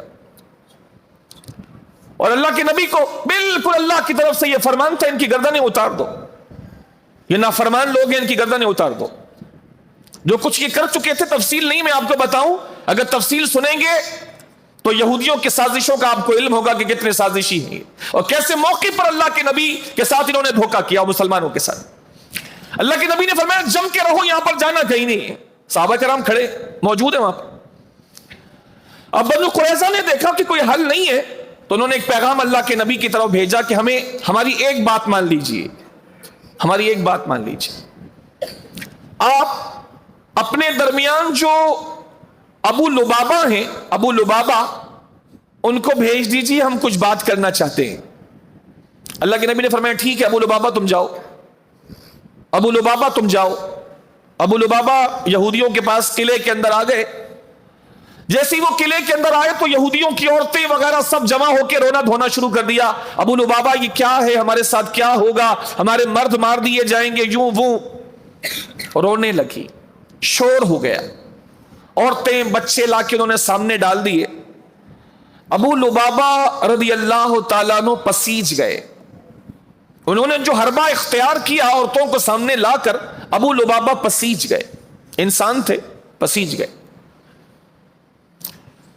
تو اس نے پوچھا, بنو قریظہ قبیلے کے سردار نے, ابو لبابہ مجھے یہ بتاؤ کہ تمہارے نبی یہ کہہ رہے ہیں کسی شرط کے بغیر دروازہ کھول.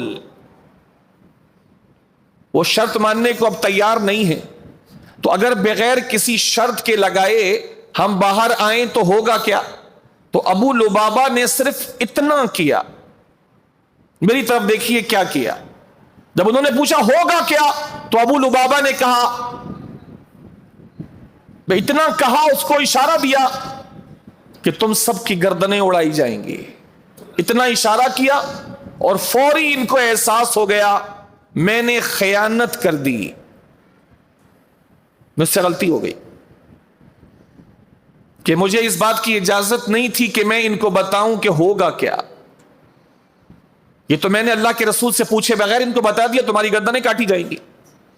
فرماتے وہیں پر میں کام گیا, وہیں پر میں کام گیا کہ ابو لبابہ یہ تو نے کیا کر دیا؟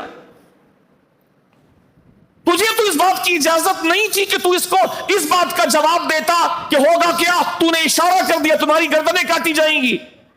وہیں سے شرمندہ ہوئے, وہیں سے نکلے, واپس آئے اور اللہ کے رسول کے پاس جانے کے بجائے اتنے شرمندہ ہوئے کہ یار میں نے کیا کر دیا, یہ میں نے خیانت کر دی, میں نے خیانت کر دی, مجھے یہ نہیں بتانا چاہیے تھا کہ ہوگا کیا, یہ امانت تھی یہ بات. اپنے آپ سے اتنے شرمندہ ہوئے, حضور کے پاس نہ آئے, سیدھے مسجد چلے گئے.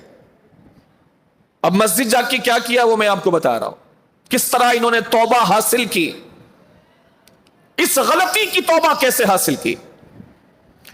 اللہ کے نبی ارشاد فرماتے کہ اگر ابو لبابہ اس غلطی کے بعد جو اس نے کر دی تھی اگر سیدھا میرے پاس آتا تو میں اللہ سے معافی لے کر اس کو دے دیتا,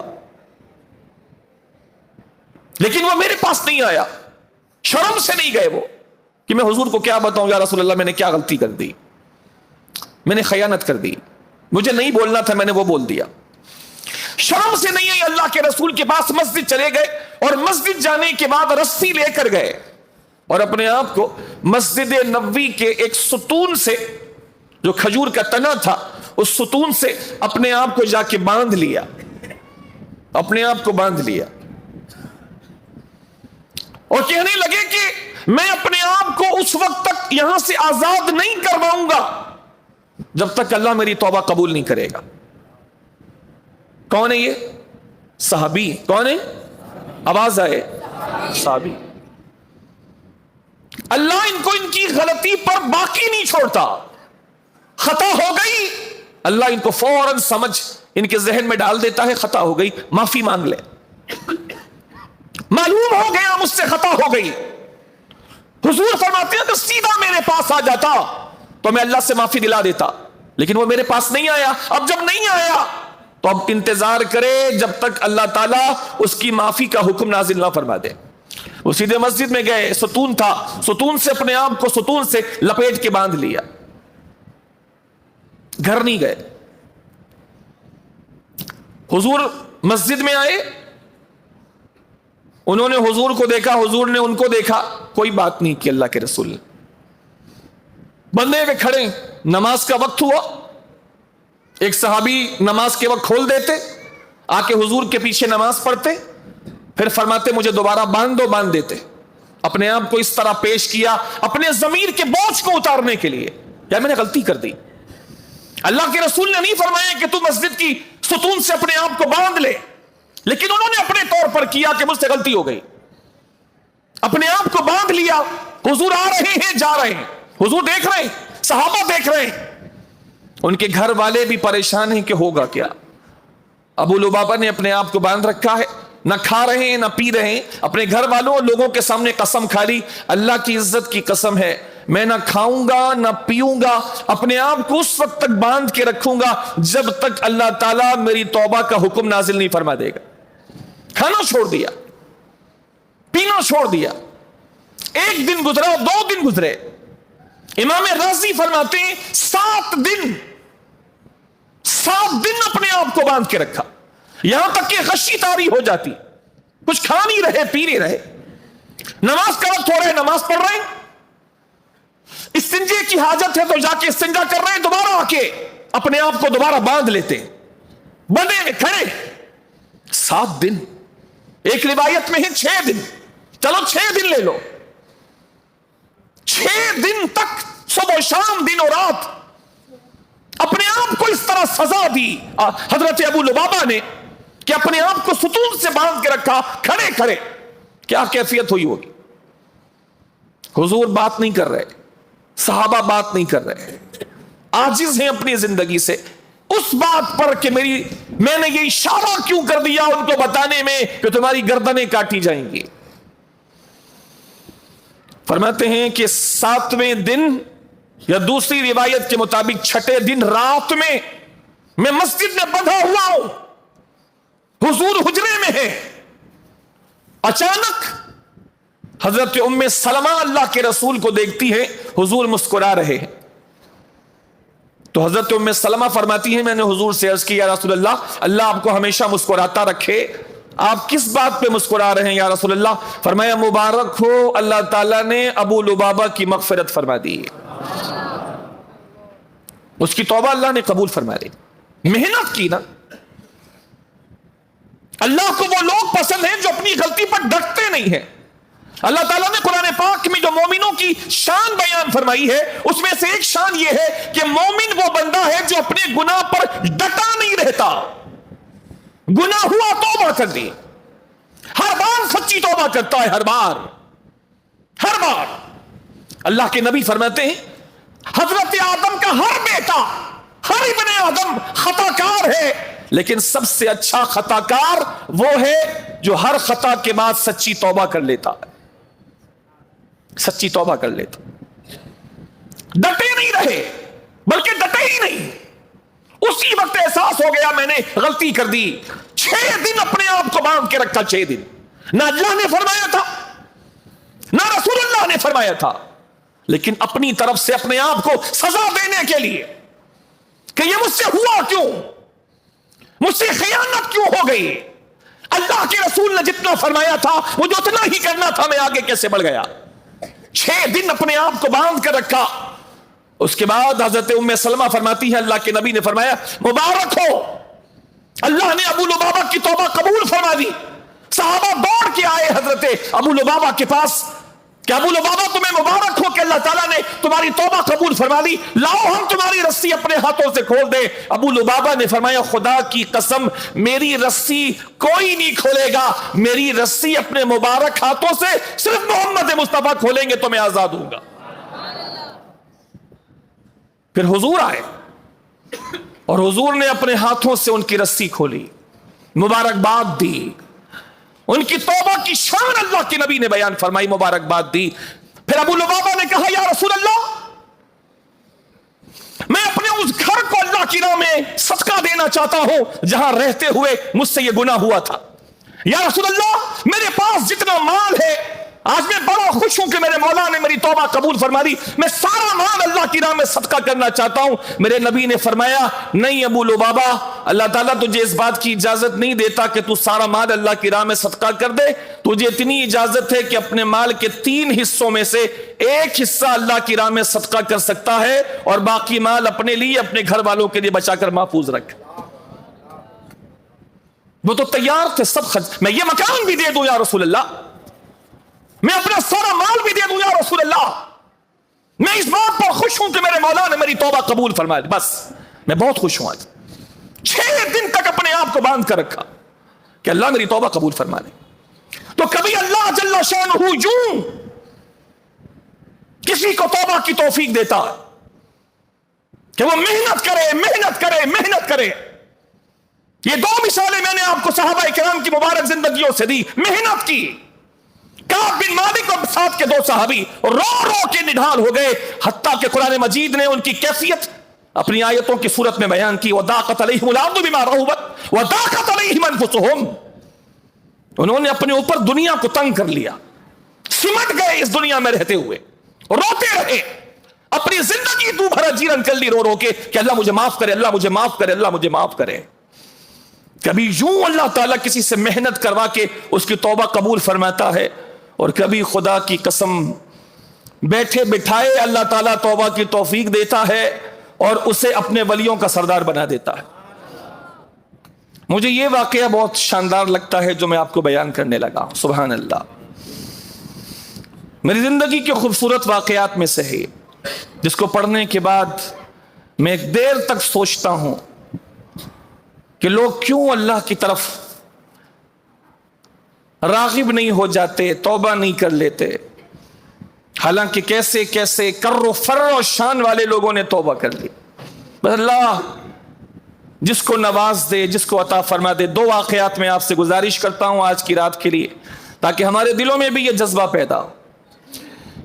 بنو امیہ کا ایک शहजादा, बड़ी शान वाला, बहुत शान वाला, बहुत मालदार, न किसी चीज की कमी, ना किसी चीज की कमी। रोजाना रात को मजलिसें लगती, शराब है, शबाब है, कनीजें हैं, लौंडियां हैं, गुलाम हैं, दोस्त यार हैं, औरतें हैं, खाना है, सब कुछ। रात देर तक ये मजलिस लगी रहती, रात देर तक। नौजवान है। ये वाकया मेरी जिंदगी के अजीम तरीन वाकयात में से। इस वाकये को पढ़ने के बाद मैं अपने हाल पर 100 बार सोचता हूं कि अल्लाह जिसको नवाजे तो किस तरह नवाज देता है। रात मजलिस लगी है, नाच गाने हो रहे हैं, शराब के नशे में लोग धुत हैं। रात ढल रही है, बहुत हद तक ढल चुकी है। नशा तारी है लोगों के वजूद पर। लौंडियां नाच रही हैं, गाने वालियां गा रही हैं, और तबले पर थाप देने वाले थाप दे रहे हैं। लेकिन अल्लाह जिसको अपनी तरफ बुलाना चाहे, अल्लाह जिसको तौबा देना चाहे, तबले की थाप है, शोर है, इतनी शोर में किसी ने नहीं सुना। लेकिन जिसको अल्लाह ने सुनाना चाहा, जिसको अल्लाह ने सुनाना चाहा, बरसों का भूला, बरसों का अल्लाह से दूर, आज नशे में चूर है। हर तरफ मजलिस में शोर हंगामा और अय्याशियां उरूज पर है। ऐसे में अचानक इस शहजादे के कानों में एक आवाज आती है और किसी को नहीं आती, हालांकि यह भी नशे में धुत है। लेकिन अचानक इसके कानों में एक आवाज आती है। अल्लाह जिसको करीब करना चाहे। यही तो सवाल एक बुजुर्ग से किसी ने किया था। अल्लाह अकबर। वो बादशाह एक बुजुर्ग से मिलना चाहता था, बार बार पैगाम देता, बार बार पैगाम देता, आप मुझसे आके मिले या मुझे आपके पास आकर मिलने दें। वो बुजुर्ग फरमाते कि मैं ना तुझसे मिलना चाहता हूं, ना तुझे आने की इजाजत देना चाहता हूं। मैं क्या करूंगा तुझसे मिलके, मैं और मेरा मौला, मैं और मेरा मौला, मैं तुझसे मिलना नहीं चाहता। लेकिन वो उस बादशाह को जिद थी कि वो उस बुजुर्ग से मिले, बुजुर्ग से मिले। तो एक रोज वो बुजुर्ग आए तो नहीं, उसके महल के पास से कहीं जा रहे थे, तो लोगों ने बताया कि बादशाह सलामत वो जो नहीं है जिनको आप बुलाना चाहते हैं, वो आते नहीं है, वो भी महल के पास से जा रहे हैं। बादशाह ने कहा फौरन ऊपर से जाल फेंको, फौरन और कमंद फेंको और उनको पकड़ के किसी तरह अपने पास ले आओ, ऊपर ले आओ, ऊपर के बाला खाने में ले आओ। उन लोगों ने वहीं से जाल फेंका, उनको पकड़ा और पकड़ने के बाद खींच लिया। ना चाहते हुए आ गए। बादशाह ने अपने सामने बिठाया, बैठना नहीं चाह रहे थे। कहा आप नाराज ना हो, मुझे यह तरीका इख्तियार करना। अब तवज्जो से सुनना इस बात को। सुभान अल्लाह। मैं अपने मौला से यही अर्ज करता हूं इस वाक़े को सुनने के बाद। उसने कहा बुरा नहीं मानिएगा, आप नहीं आना चाहते थे और मैं आपको बुलाना चाहता था। बहुत माफी चाहता हूं, मुझे यह तरीका इख्तियार करना पड़ा, मुनासिब तो नहीं है कि यूं जाल फेंक के आपको पकड़ के बुलाना पड़ा, इसलिए कि आप आना नहीं चाहते थे और मैं बुलाना चाहता था। आप मिलना नहीं चाहते थे, मैं मिलना चाहता था, तो मजबूरन मुझे यह तरीका इख्तियार करना पड़ा और आपको अपने पास लाना पड़ा। मैं सिर्फ आपसे एक बात पूछना चाहता हूं, बस, फिर मैं आपको कभी नहीं परेशान करूंगा, कभी नहीं बुलाऊंगा आपके पास, कभी नहीं आऊंगा और आपको कभी नहीं बुलाऊंगा। मैं बस आपसे एक बात पूछना चाहता हूं। तो बुजुर्ग ने फरमाया कि पूछ, क्या पूछना चाहता है, पूछ क्या पूछना चाहता है। उसने कहा मैं ये पूछना चाहता हूं, एक बंदा गुनाहगार है, अल्लाह उसे अपने करीब करना चाहता है तो कैसे करीब फरमाता है, बस ये जानना चाहता हूं। फरमाया अल्लाह किसी गुनाहगार बंदे को अगर इरादा कर ले कि अपने करीब करेगा तो ऐसे ही अपने करीब कर लेता है जैसे मैं तेरे पास आना नहीं चाह रहा था और तूने मुझे अपने करीब कर लिया, ऐसी करीब कर लेता। بندہ آنا ہی نہیں چاہتا، بندہ آنا ہی نہیں چاہتا، شراب میں، شباب میں، کباب میں مست ہوتا، آنا ہی نہیں چاہتا. لیکن اللہ ارادہ فرما لے تو اس کے نہ چاہنے کے باوجود یوں اپنے قریب کر لیتا ہے، جیسے میرے نہ چاہنے کے باوجود تو نے مجھے اپنے قریب کر لیا. کہا بس اتنا ہی جاننا تھا، آپ کو میں عزت کے ساتھ رخصت کرتا ہوں، میں کبھی بھی آپ کو پریشان نہیں کروں گا. یہ بندہ برسوں سے شراب و شباب میں مست تھا، مجلس لگی ہے، کسی کو آواز نہیں آئی، صرف اس کے کانوں میں آواز آئی. کیوں؟ اس لیے کہ اللہ آج اس عیاش نوجوان کو اپنے قریب کرنے کا ارادہ فرما چکا. اس کی محنت کے بغیر، اس کی محنت کے بغیر. وہاں میں نے محنت کی مثالیں دی، یہاں محنت نہیں ہے، لیکن اللہ کا ارادہ ہو گیا، اللہ کا ارادہ ہو گیا. کان میں آواز آئی، اس نے کہا خاموش. سب چپ ہو گئے. شہزادہ ہے، ناچنے والیاں رک گئیں، گانے والیاں رک گئیں، طبلے کی تھاپ رک گئی، سب خاموش. کہا کچھ آواز آ رہی ہے؟ کہا آواز اتنے شور میں آواز کیسی؟ ہماری ہے؟ کہا نہیں، سنو ایک آواز ہے. اب آئی؟ توجہ سے سنو. اب آئی؟ مجھے آ رہی ہے. پھر لوگوں نے کہا ہاں آواز تو آ رہی ہے. اتنی مدھم سی اور خوبصورت آواز، باریک سی، رات کا آخری پہر ہے، یہاں مستیاں عروج پر ہیں، باقی لوگ سو چکے ہیں فجر کی تیاری میں، اور ایک مدھر سی آواز آ رہی. کہا آئی آواز؟ آئی؟ کہاں آواز آ رہی ہے. تو اس نے اپنے کارندوں سے کہا تم نکلو باہر اور ڈھونڈو یہ آواز کس کی ہے اور کہاں سے آ رہی. جو ہے، جہاں ہے، جس حال میں ہے، اسے میرے سامنے لاؤ. سب حیران ہیں. ہمیں تجھے آواز آئی؟ نہیں. تجھے؟ نہیں. لیکن اتنے شور میں اس کو کیسے آ گئی؟ اتنے شور میں اور نشے میں. نکلے، سب طرف سناٹا چھا گیا، اور شہزادے کی ایک عجیب کیفیت ہے، ابھی بھی وہ سن رہا ہے، برابر سن رہا ہے، اور اس پر ایک کیفیت طاری ہو رہی ہے. وہ کارندے گئے، آواز کی لے پر جاتے جاتے جاتے دیکھا کہ ایک مسجد ہے، مسجد کا دروازہ کھلا ہے. اندر گئے تو دیکھا اسی کی عمر کا ایک جوان ہمارا شہزادہ ہے جو نشے اور مستی میں غرق ہے، اور اسی عمر کا ایک یہ غریب نوجوان ہے جو مسجد میں رات کے اس وقت میں اللہ کے قرآن کی تلاوت کر رہا. یہ لوگ بھی گئے تو ٹھٹک گئے. رات کا وقت ہے، قرآن کی تلاوت ہے، نوجوان ہے، عمل ہے، عمل کی روحانیت ہے. رک گئے. پھر جب اس کی توجہ ہوئی تو قریب گئے، کہا کہ تمہیں ہمارا شہزادہ بلاتا ہے. کہا شہزادہ؟ میرا کسی شہزادے سے کیا تعلق؟ کہا وہ تو ہم نہیں جانتے، تمہیں بلایا ہے، اس کی مجلس لگی تھی، تمہاری آواز اس کے کانوں میں پہنچی ہے، بلایا ہے. کہا اچھا ٹھیک ہے. گئے، وہ لوگ ویسے ہی بیٹھے اور یہ انتظار کر رہا ہے. قریب بلایا، قریب آ جاؤ. یہ نوجوان قرآن پڑھنے والا قریب گیا. اس نے کہا کہ تم تھے جو، تمہاری آواز تھی؟ کہا میری آواز تھی. کہا کیا پڑھ رہے تھے؟ کہا میں اللہ کی کتاب قرآن پڑھ رہا تھا. اپنے اوپر اس کو ندامت ہو رہی ہے کہ میں بھی نوجوان، یہ بھی نوجوان، میں کیا کر رہا ہوں، یہ کیا کر رہا ہے.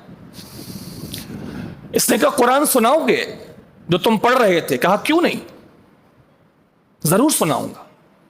اس نے کہا پھر سناؤ. ابھی تھوڑی دیر پہلے کیا چل رہا تھا؟ ہے اللہ جس کا ارادہ فرمائے، اللہ جس کا ارادہ فرمائے. اب قرآن چل رہا ہے لائیو، پڑھو. اس نے کہا ان الابرار لفی نعیم. ایک ایک آیت پر اس کا دل حلق میں آئے، کیونکہ وہ عربی جانتا تھا. ایک ایک آیت پر اس کا دل حلق میں آئے. ان الابرار لفی نعیم علی الارائک ینظرون تعرف فی وجوہہم نظرۃ النعیم یسقون من رحیق مختوم ختامہ مسک وفی ذلک فلیتنافس المتنافسون ومزاجہ من تسنیم عینا یشرب بها المقربون. ایک ایک آیت، رات کا آخری پہر، سب پہ سناٹا، ماحول بدل گیا، ماحول بدل گیا. فعال لما یرید، خدا کی شان کا ظہور ہو رہا ہے. کہا ان الابرار لفی نعیم، بے شک جو نیک بندے ہوں گے، بے شک جو نیک بندے ہوں گے وہ اللہ کی نعمتوں میں ہوں گے. علی الارائک ینظرون، اپنے اپنے تخت پر بیٹھے ہوں گے، تخت پر بیٹھے ہوں گے اور جنت کے نظارے کر رہے ہوں گے. تعرف فی وجوہہم نظرۃ النعیم، نعمتوں کی وجہ سے جو ان کے وجود پر تازگی ہوگی. تعرف فی وجوہہم، ان نعمتوں کی تازگی تو ان کے چہروں میں دیکھ کر پہچان لے گا، اتنی نعمتوں میں وہ ہوں گے. یسقون من رحیق مختوم، انہیں پاکیزہ شراب پلائی جائے گی اور شراب کی بوتلوں پر قدرت کی طرف سے مہر لگی ہوگی. یسقون من رحیق مختوم ختامہ مسک، اور جانتا ہے ان کی بوتلوں پر جو مہر لگی ہوگی وہ دنیا کی مہروں کی طرح نہیں بلکہ مشک، جنت کی مشک کی مہر ہوگی. وفی ذالک فلیتنافس المتنافسون، پھر رب فرماتا ہے اور لوگوں کو چاہیے کہ اسی جنتی شراب کے لیے کوشش کرنے والے کوشش کریں، ادھر کوشش کریں، دنیا میں نہیں آخرت کی کوشش کریں. ومزاجہ من تسنیم، اور وہ جو شراب ہے اس کے اندر جو ملایا جائے گا، جیسے دنیا کی شراب میں کچھ ملا کے پیتے ہیں تو وہاں کی شراب میں جو ملایا جائے گا وہ صرف پانی نہیں ہوگا بلکہ تسنیم کا پانی ہوگا، تسنیم کا. عین یشرب بها المقربون، اور تجھے کیا پتا کہ تسنیم کون سا پانی ہے؟ کہا یہ اس چشمے کا پانی ہے، جنت کے اس چشمے کا پانی ہے جس سے سب کوئی نہیں پیئیں گے، صرف اللہ ان کو پلائے گا جن کو اللہ اپنے بہت قریب کرے گا. عین یشرب بها المقربون ان الابرار لفی نعیم علی الارائک ینظرون تعرف فی وجوہہم نظرۃ النعیم یسقون من رحیق مختوم ختامہ مسک وفی ذلک فلیتنافس المتنافسون مزاجہ ومزاجہ من تسنیم عین یشرب بها المقربون. اتنا سننے کے بعد وہ تخت سے نیچے آ گیا. اس نے کہا ادھر آؤ نا، اور قریب آؤ نا، آؤ میرے پاس بیٹھو، میرے بھائی میرے پاس بیٹھو.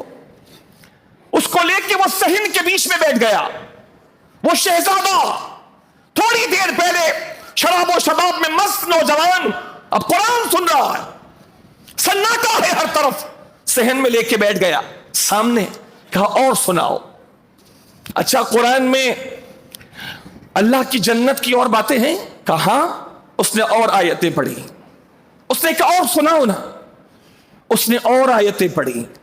اس نے کہا اللہ کی محبت کی باتیں سناؤ. اس نے اور سنائی. اس نے کہا کچھ اور سناؤ. اس نے اور سنائی. سنتے سنتے روتا جاتا تھا، سنتا جاتا تھا وہ نوجوان. پھر یہ شہزادہ اس نوجوان کے سینے سے لگ گیا اور دونوں آنسوؤں سے پھوٹ پھوٹ کے رونے لگے. اس کے بعد اس نے اپنے خاص بندے کو بلایا. کہا یہ غلام، یہ لونڈیاں، یہ کنیزیں، میں نے تم سب کو اللہ کے نام پہ آزاد کیا. یہ مال و منال سب غریبوں میں بانٹ دو. ایک جبہ لیا، ایک ٹاٹ لیا، اور جبہ اور وہ ایک چادر لینے کے بعد اس نوجوان سے کہا تم نے مجھے خدا کی محبت کا ایسا جام پلایا ہے، اب میں تم سے الگ رہ نہیں سکتا، تم مجھے ایسا کرو اپنے ساتھ مکے لے کے چلو. مکے آیا، خانہ کعبہ کا طواف کرتا تھا، روتا تھا، زار زار روتا تھا یہ نوجوان. اور جب دنیا سے گیا ہے تو اس کے آخری الفاظ کچھ اس طرح تھے: اے میرے رب، میں اب تک تجھ سے بے خبر رہا، میں نے جو کیا بے خبری میں کیا، میں تجھ سے بے خبر رہا، مجھے معاف کر دے. میں تیرا غلام ہوں. غلام آقا کو چھوڑ کے کہاں جائے گا مولا؟ میں بدترین غلام ہوں تیرا. میں تجھ سے صرف ایک سوال کرتا ہوں اور کچھ نہیں. میں تجھ سے صرف ایک سوال کرتا ہوں، اے اللہ تو میری بخشش فرما دے. اے اللہ تو میری بخشش فرما دے، اے اللہ تو میری بخشش فرما دے۔ راوی کہتے ہیں خانہ کعبہ کا طواف کر رہا تھا اور یہ جملہ ادا کر رہا تھا، اللہ تعالیٰ نے اس کو ایسا قبول کیا کہ وہاں شراب خانے اور شراب کی مجلس سے اٹھا کر خانہ کعبہ کے طواف کے دوران اس دعائیہ کلمے پر اللہ تعالیٰ نے اسے ہمیشہ کے لیے اپنے قریب بلا لیا۔ یہ بھی ایک رنگ ہے، یہ بھی ایک رنگ ہے۔ اس کو پتا بھی نہیں تھا میرے ساتھ کیا ہوگا، خبر بھی نہیں تھی کہ ابھی یوں خدا بندوں کو اپنے قریب کرتا ہے، یوں ان کو خبر بھی نہیں ہوتی۔ ہم اللہ سے دعا کرتے ہیں مولا آج کی رات کے صدقے، اپنے حبیب کے صدقے، ہم نکموں کو بھی جو بھاگ رہے ہیں اللہ کے سیدھے راستے سے، اللہ کی عبادت سے، اے اللہ تجھے تیرے حبیب کا واسطہ ہمیں بھی ہمارے کانوں سے پکڑ کر، ہماری پیشانی کے بالوں سے پکڑ کر، ہماری گدیوں سے پکڑ کر ہمارے مولا ہمیں اپنے سیدھے راستے پر گامزن فرما لے۔ ابراہیم بن ادھم رحمت اللہ تعالی، کبھی اللہ نوازتا ہے تو یوں۔ ابراہیم بن ادھم بادشاہوں کی اولاد میں سے تھے، شاہوں کی اولاد میں سے۔ ان سے ایک مرتبہ ان کے خادم نے پوچھا تھا، ان کا نام بھی ابراہیم تھا، انہوں نے پوچھا تھا بزرگوں آپ یہ تو بتائیں کہ آپ کی زندگی کیسے بدلی۔ دیکھیں اللہ کسی کو اپنے قریب کرنے کا ارادہ فرما لے، دعا کریں اللہ تعالیٰ ہمیں بھی اپنے قریب کرنے کا ارادہ فرما لے۔ کسی کا نہیں پتا، کسی کا نہیں پتا کہ کس کو اللہ کب اپنے قریب سے قریب کر لے، کسی کو نہیں پتا کہ کس کو اللہ اپنے قریب سے قریب کر لے۔ ابراہیم بن ادم سے پوچھا ان کے خادم نے کہ سرکار یہ بتائیں کہ اللہ تعالیٰ نے آپ کی زندگی کیسے بدلی، آپ تو کیا تھے اور پھر کیا ہو گئے، یہ شان ہے آپ کی، پہلے کیا زندگی تھی آپ کی۔ تو ابراہیم بن ادم رحمت اللہ تعالی علیہ نے ارشاد فرمایا چھوڑ اس بات کو، اس کے علاوہ کوئی اور اچھے کام میں لگ جا۔ اس نے کہا نہیں حضور برائے مہربانی بتائیے کہ آپ کی زندگی کیسے بدلی۔ ابراہیم بن ادھم نے پھر دوسری مرتبہ پوچھنے پر فرمایا کہ اللہ کا ذکر کر، اللہ کی یاد میں لگ جا، کیا ضرورت ہے میرے بارے میں تجھے پوچھنے کی۔ اس خادم نے پھر کہا حضور بتائیے نا، تاکہ ہمیں فائدہ ہو، یہ چیز ہمیں فائدہ دے گی کہ آپ کو اللہ نے کیسے بدل دیا، کیا زندگی تھی، اللہ نے آپ کو کیا زندگی کر دی، سبحان اللہ، بتائیے نا کیسے اللہ نے آپ کو بدلا اور اس راستے پہ اللہ نے آپ کو لگا دیا۔ اب سنیں ابراہیم بن ادھم کیا فرماتے ہیں، یہ آخری بات سن لیجیے۔ آج رات جاگنے کی ہے نا، کل چھٹی ہے، بولیے نا کل چھٹی ہے، ٹھیک۔ تو ابراہیم بن ادھم رحمت اللہ تعالی علیہ مجبور ہو گئے، بتانا نہیں چاہ رہے تھے، لیکن جب اس نے کہا کہ ہمیں فائدہ ہوگا آپ بتا دیجئے کہ اللہ تعالیٰ نے آپ کو کیسے اس راستے پہ لگا دیا کہ آج آپ ولیوں کے سلطان ہیں، ولیوں کے سردار ہیں۔ ابراہیم بن ادھم رحمت اللہ تعالی علیہ نے، یہ بھی بڑا خوبصورت واقعہ ہے کہ اللہ جس کا ارادہ فرما لے، آج بھی اللہ تعالیٰ ارادے فرما رہا ہے، لوگوں کو بدل رہا ہے۔ ایک شخص کے بارے میں پڑھا میں نے کہ اس کو یہ کام دیا گیا تھا کہ تو قرآن پڑھ، ترجمے سے اور عربی متن بھی پڑھ، اور اس کے اندر سے ایسی باتیں نکال، اور حدیث بھی پڑھ اور اس میں سے ایسی باتیں نکال کہ مسلمانوں کے اللہ پر بھی اعتراض کیا جا سکے اور مسلمانوں کے رسول پر بھی اعتراض کیا جا سکے۔ تو وہ شخص کہتا ہے میں اسی نیت سے قرآن پڑھتا رہا اور حدیثیں پڑھتا رہا، لیکن خدا کا ارادہ کچھ اور تھا۔ میں قرآن اس نیت سے پڑھ رہا تھا، لیکن اس نیت سے پڑھنے کے باوجود اللہ کا ارادہ غالب آیا۔ جس قرآن کو غلط نیت سے پڑھ رہا تھا وہی قرآن میرے اسلام لانے کا سبب بن گئے، اللہ کے ارادے۔ تو ابراہیم بن ادھم نے ارشاد فرمایا کہ میں بہت امیر باپ کا بیٹا تھا، ہم لوگ شکار کے شوقین تھے، میں بھی شکار کا شوقین تھا۔ میں ایک دن اپنا گھوڑا لے کر نکلا شکار کھیلنے، تو میرے ساتھ کوئی نہیں تھا، میں اکیلا تھا، اور میں اکیلا ہی کافی تھا۔ جب میں شکار کھیلنے کے لیے نکلا تو میں نے دیکھا کہ ایک خرگوش یا ایک لومڑ، دونوں میں سے کوئی ایک جانور ایک جگہ سے نکل کے دوسری جگہ جانے لگا. تو بس میرے لیے کیا تھا، میں نے گھوڑے کو ایڑ لگائی اور گھوڑے کو اس طرف میں لے جانے لگا. تو کوئی ارادہ نہیں ہے، زندگی عیش میں گزر رہی ہے، اللہ سے دور گزر رہی ہے، اللہ سے غفلت میں گزر رہی ہے. ابھی تو کوئی پتہ نہیں کہ ہو کیا رہا ہے، آگے ہوگا کیا. پر میں نے گھوڑے کو ایڑ لگائی کہ اس کے پیچھے جاؤں، شکار پکڑوں. تو اسی وقت ایک آواز آئی مجھے، اور بولنے والا نظر نہیں آیا. ایک آواز آئی، تجھے اس کام کے لیے پیدا بھی نہیں کیا گیا اور تجھے اس کام کا حکم بھی نہیں دیا گیا. ابراہیم بن ادم فرماتے ہیں تو میں نے دائیں بائیں دیکھا. کون ہے، کس نے بولی یہ بات کہ تجھے اس کام کے لیے پیدا نہیں کیا گیا اور تجھے اس کام کا حکم بھی نہیں دیا گیا؟ تو فرمایا میں نے دائیں بائیں دیکھا، کوئی نظر نہیں آیا. تو میں نے زور سے پڑھا، لعنت ہے شیطان ابلیس پر. میں سمجھا یہ شیطان ابلیس کی آواز ہے. میں نے دوبارہ اپنے گھوڑے کو ایڑ لگائی، گھوڑا آگے بھی نہیں بڑھ رہا. اب دوسری بار آواز جو آئی اس میں میرا نام بھی آیا، ابراہیم تجھے اس کام کے لیے پیدا بھی نہیں کیا گیا اور تجھے اس کام کے کرنے کا حکم بھی نہیں دیا گیا ہے. اس کام کے لیے پیدا نہیں کیا گیا. پھر ابراہیم بن ادم کہتے ہیں میں نے دائیں بائیں دیکھا، چونکہ میرے ساتھ کوئی اور تھا بھی نہیں، تو دائیں بائیں دیکھا تو مجھے پھر کوئی نظر نہیں آیا. تو میں نے پھر کہا لعنت ہے ابلیس کے اوپر جو لوگوں کو گمراہ کرتا ہے، لعنت ہے ابلیس پر. پھر میں نے تیسری بار گھوڑے کو ایڑ لگائی کہ آگے تو بڑھے.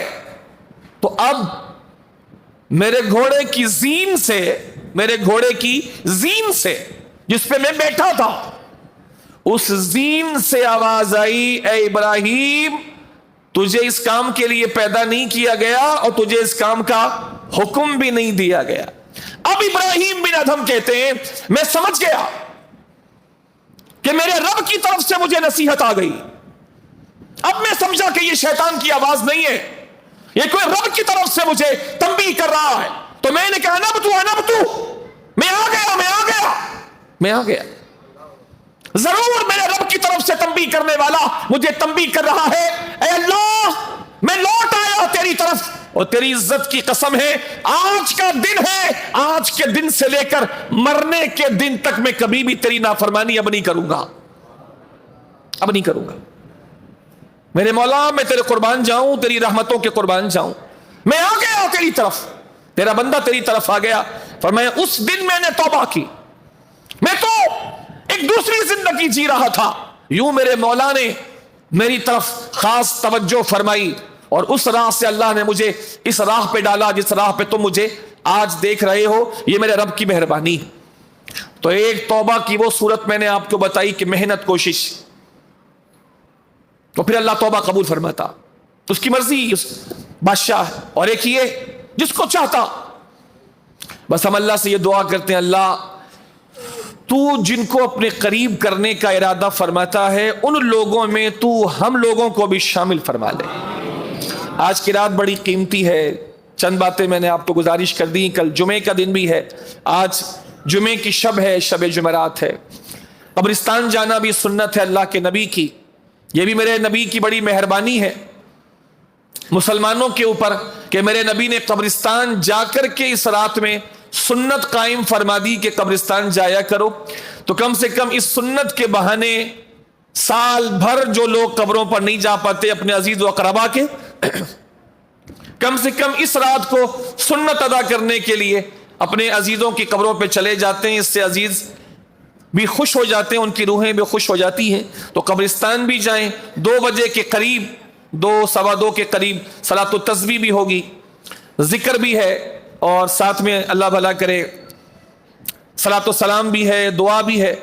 تو اللہ جل شانہ آج کی پوری رات ہمیں اپنی عبادت میں بسر کرنے کی توفیق عطا فرمائے.